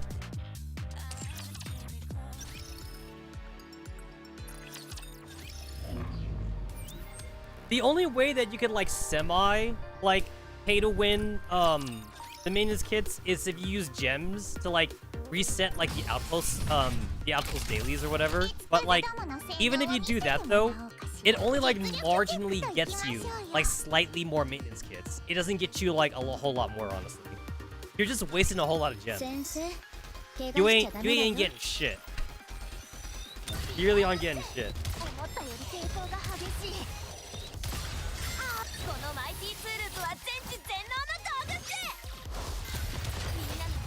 Man, it's hard to believe that Senti used to be meta.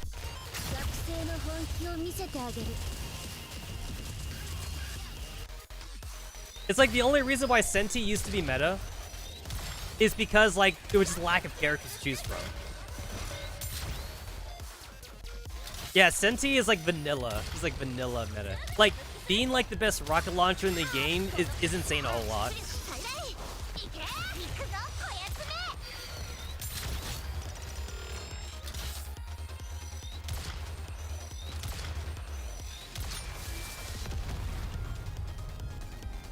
Man, Elysian Tower sucks.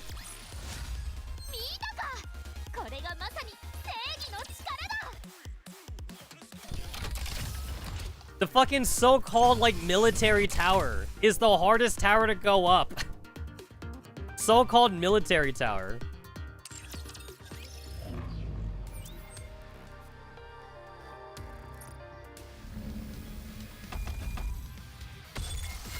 Ugh. I hate that I actually have to play this. I can't auto this. I hate that I have to play it. Can't auto. I can auto like the original like interception. Like I got strong enough to auto that shit, but now I gotta play it all over again now.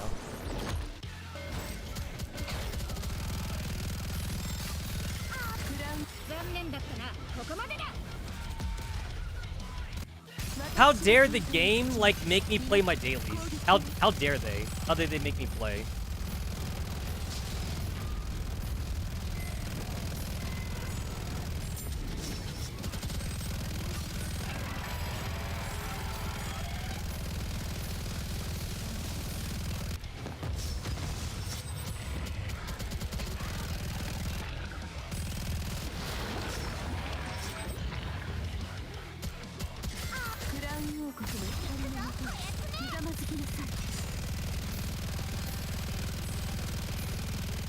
I guess I should just like defeat it for like Lapis's like favorite item though, since it does make her a lot better. And I guess it would be nice to like make my my iron team stronger for this. It would be nice.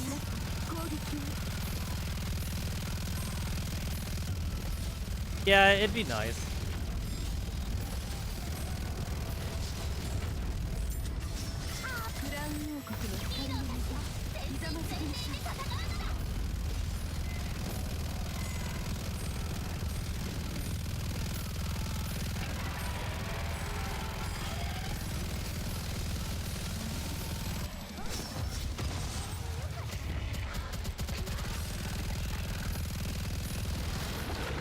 What the? Wrong button.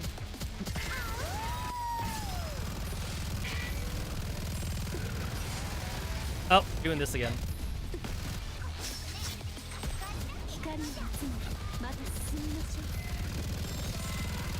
Oh shit, wait, did I start the core too early? Oh, I might have done it too early.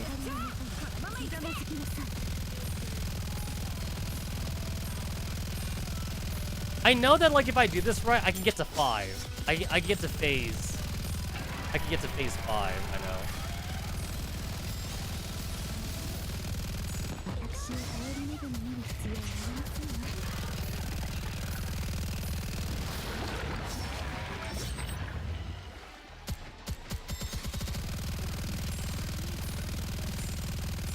I'm like waiting for him to like do his bullshit where like he disappears. I'm like waiting for him to do that. Here it is.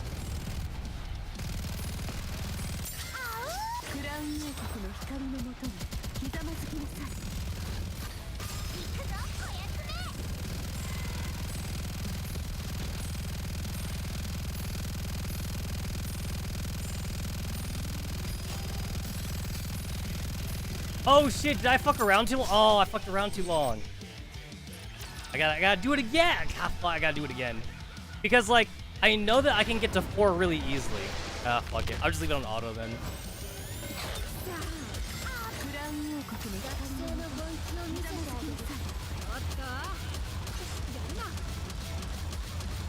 It's like, it's annoying for me to play a sniper rifle because I hate having to like rapid click. This is super annoying for me.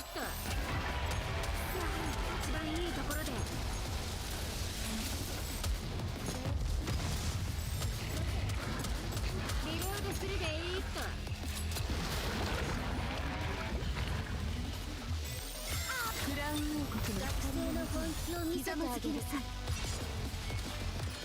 このおっと、無限マガジンとかできねえのかよ。リロードするでいいと。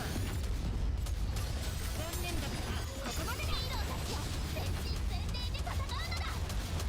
I guess like I don't have to worry about trying to be too efficient with my burst, but I guess I'll just leave it on auto then. Like I'm trying to be more efficient, but I kind of fuck myself over though.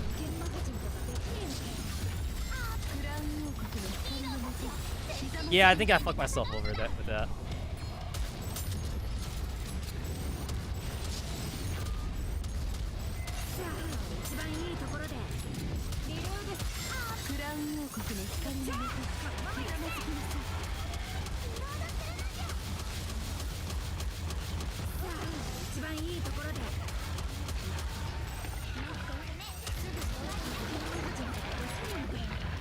I mean, you still don't want to get poisoned though. Poison sucks here.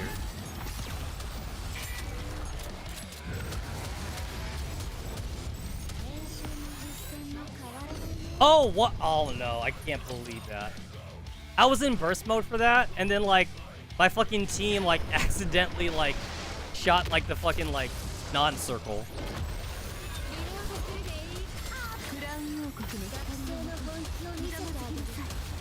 The thing is that like getting to section 1 in this, it's better than getting to like section 8 in the regular interception. So basically you should always be doing this. You should always do this.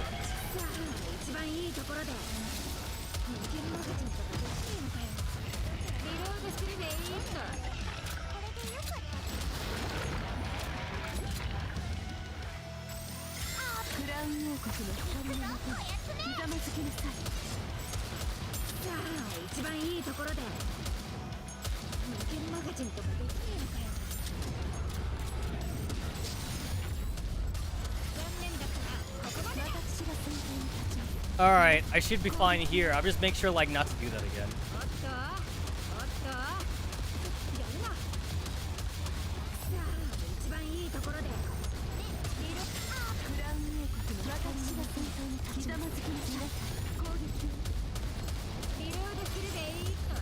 Poison chamber shit.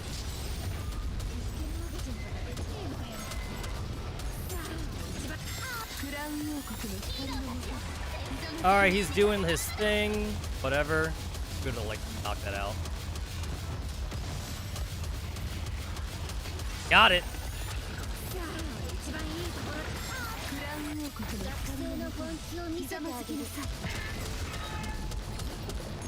Alright, I should be able to get to like rank 4 this time, like pretty easily.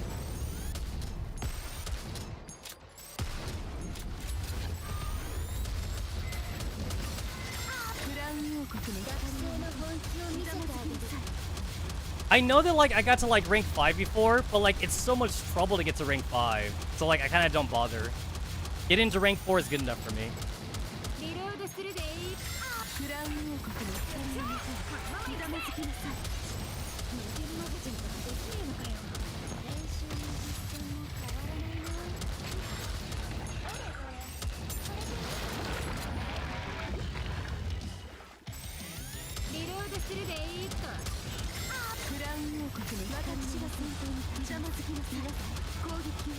It's free damage. This is free damage.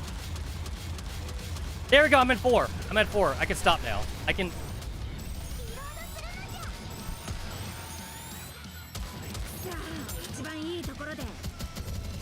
Yeah. I mean, like, I'm out of time anyway. So remember that, like, if you're a whale, you could definitely, like, beat it. But, like, if you beat it, the game glitches out anyway. So, like, there's no point in doing that. Don't go to 9. Just go to 8. Go to 8 and you're fine.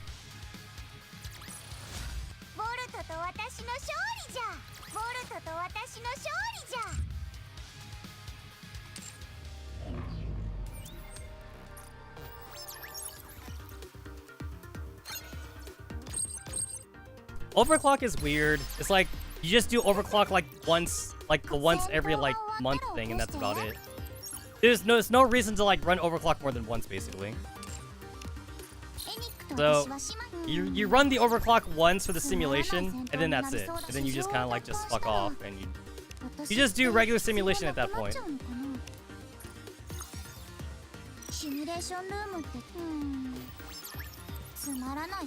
I mean, like, that's easy for a daily though. Takes you just like a couple seconds just to click through this. As long as you're over leveled for it, like, you don't even need to worry about like reading like whatever the simulation buffs do. You just auto it really quickly. Simulation ain't nothing.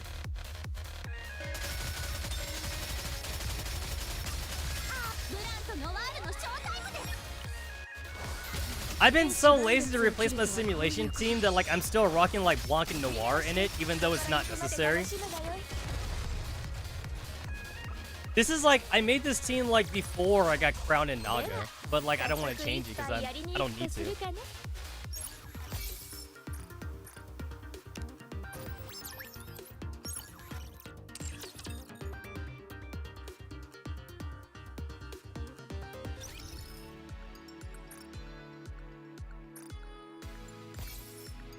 Alright, there's my dailies.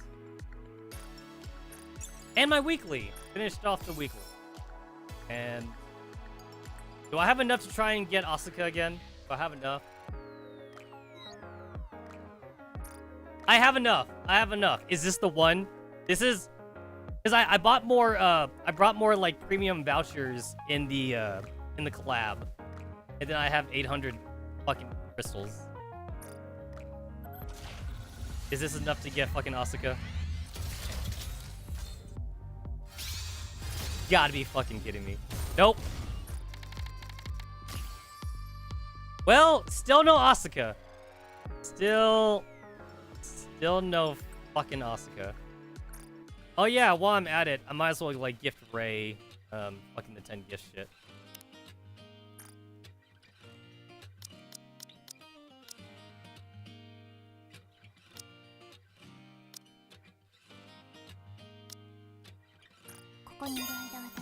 It does kind of annoy me that like you can't it kind of annoys me that you can't like you can't advise them. It says no advising is needed for now because like you can't advise collab characters, which is kind of disappointing. This one tells me that I reached maximum bond. And then like it says your Nikkes need time to process everything, whatever.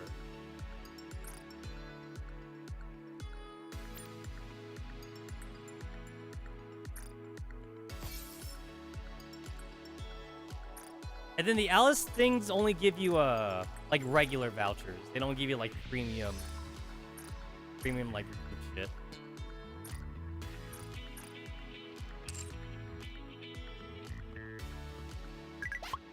No text message. Yeah, no text messages for the collab characters either.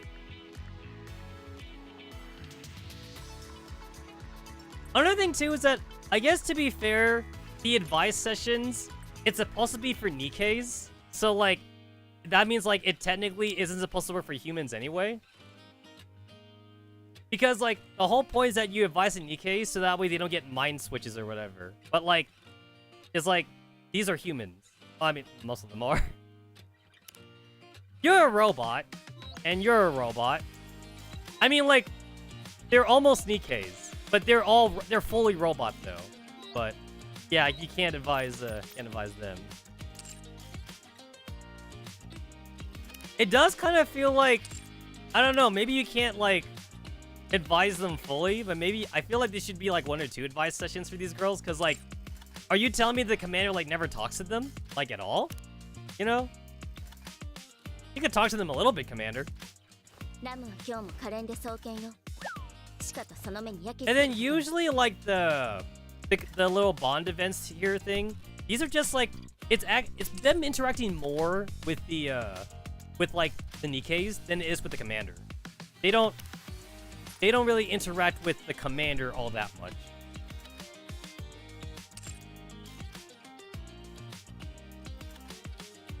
I got lucky with Amelia for some reason. Look at that, I could go more than rank 10.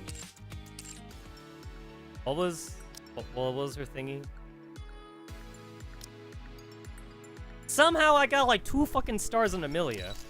The game was really nice to give me 3 dupes. 3 dupes for, I guess, arguably like the best water rocket launcher in the game. She buffs like other like water types or whatever. No, she buffs rocket launcher. She's a rocket launcher buffer. That's what she is. Yeah, she's for rocket launchers.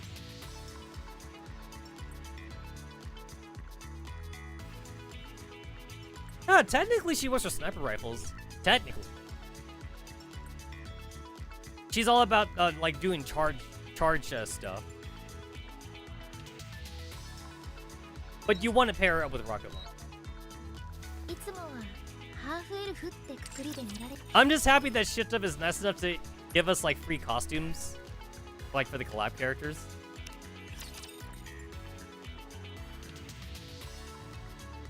It is kind of stupid that like Asuka's like gadget costume is the fucking like plug suit, which feels like that should just be like her regular thingy. There's like not even like any extra animations in this. This is her like her version 2 plug suit. I should be more descriptive. This is like her version 2 plug suit, but it's still dumb. It's still super dumb. It's still just a plug suit.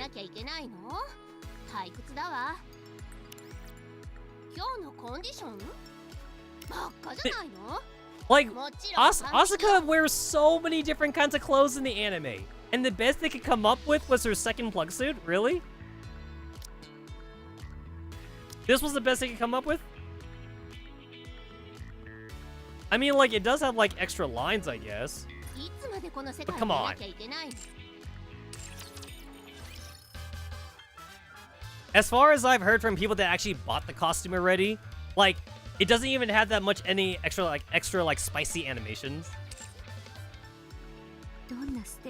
It's not that spicy compared to like Marcinia or whatever, or like Noise, and like even like her burst animation's not that good either. From the people that like already bought like the fucking gacha costume. So the only reason to even buy it is if you like Neon Genesis Evangelion, and if you like Asuka specifically. As long as you like Asuka specifically, I guess you can simp for it. But like, we kind of like already get like a better like Asuka costume anyway, in my opinion. We get like the schoolgirl outfit, and in my opinion, that's better than the schoolgirl thingy.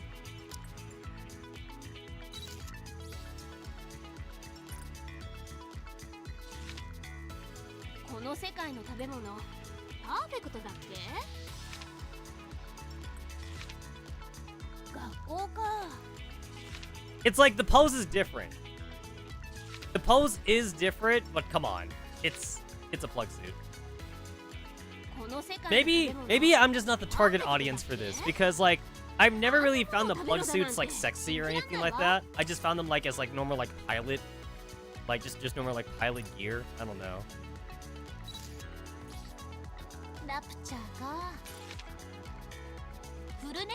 Yeah, I never found these sexy.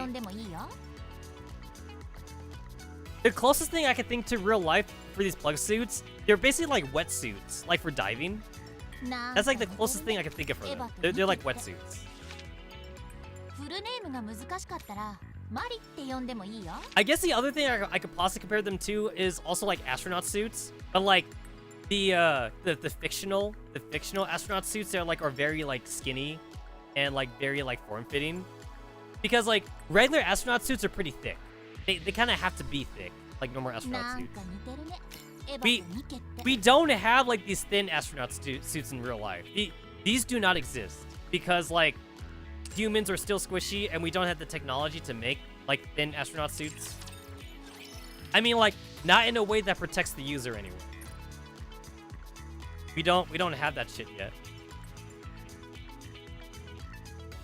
Like not even like for the space station either. Like the astronauts in the space station, they wear like a fucking t-shirt. They just wear like a t-shirt and pants. They're not wearing like a skin tight suit. And in a way, I wouldn't want to wear a skin-tight suit 24/7 anyway. That would probably get really tiring, like on the space station.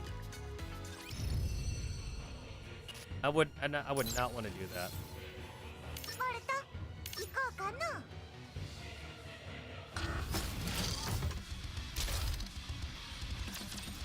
Hello, Gravedigger. Man, I remember when I used to hate Gravedigger. That's because I had to actually play Gravedigger. Gravedigger is still, like, one of the most annoying bosses to me, though. Like, Gravedigger actually was the first boss in the game I died on, like, in the beginning part of the campaign, because Gravedigger, like, moves around too much.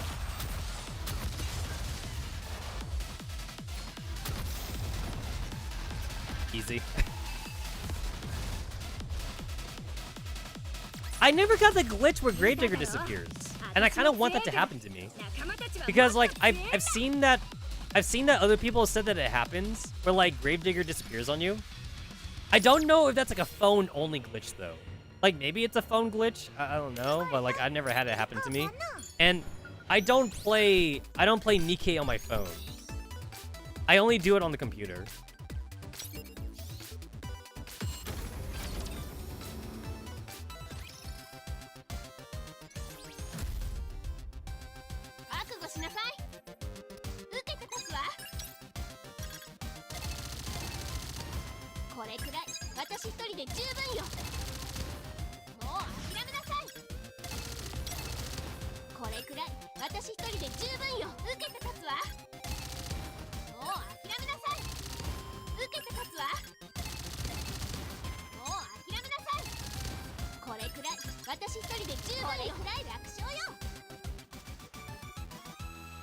Compared to the other minigames we had in the past, like, this minigame is pretty mindless, but, like, I kind of don't mind that, though. Like, not all the minigames need to have, like, my full undivided attention. Like, I think Shift Up was kind of, like, cooking too hard when they were making the minigames for like, the Gold Rush Casino event with, like, with Soda. That one, like, those minigames actually require me to actually, like, focus on them. Like, this minigame is mindless, and I kind of like that. I kind of like a mindless minigame. It's easy. It's easy for me to kind of, like, just do whatever.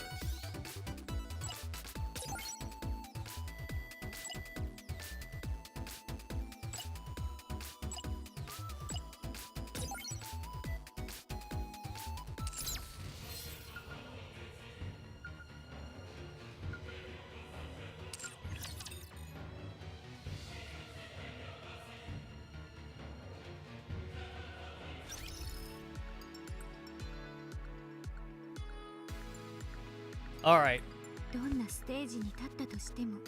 I will wait until the next live stream to finish off the Project Neurocloud Storming event. But I'll cut it off here. I just wanted to like do a little bit of like extra gacha and Nikke and like finish up some of my dailies. But I'm getting hungry, and like I guess to be fair, I was supposed to start the stream a lot earlier anyway, but like I just didn't get the chance to. So I'll see all you bitches at the next stream. I'll finish up my reading of Project Neurocloud, and then after that, I'll figure out what else to do. Might be time to finally like do that cosplay stream. I don't know. So thanks for hanging out, bitches. I'll see y'all later. I'm gonna get something to eat.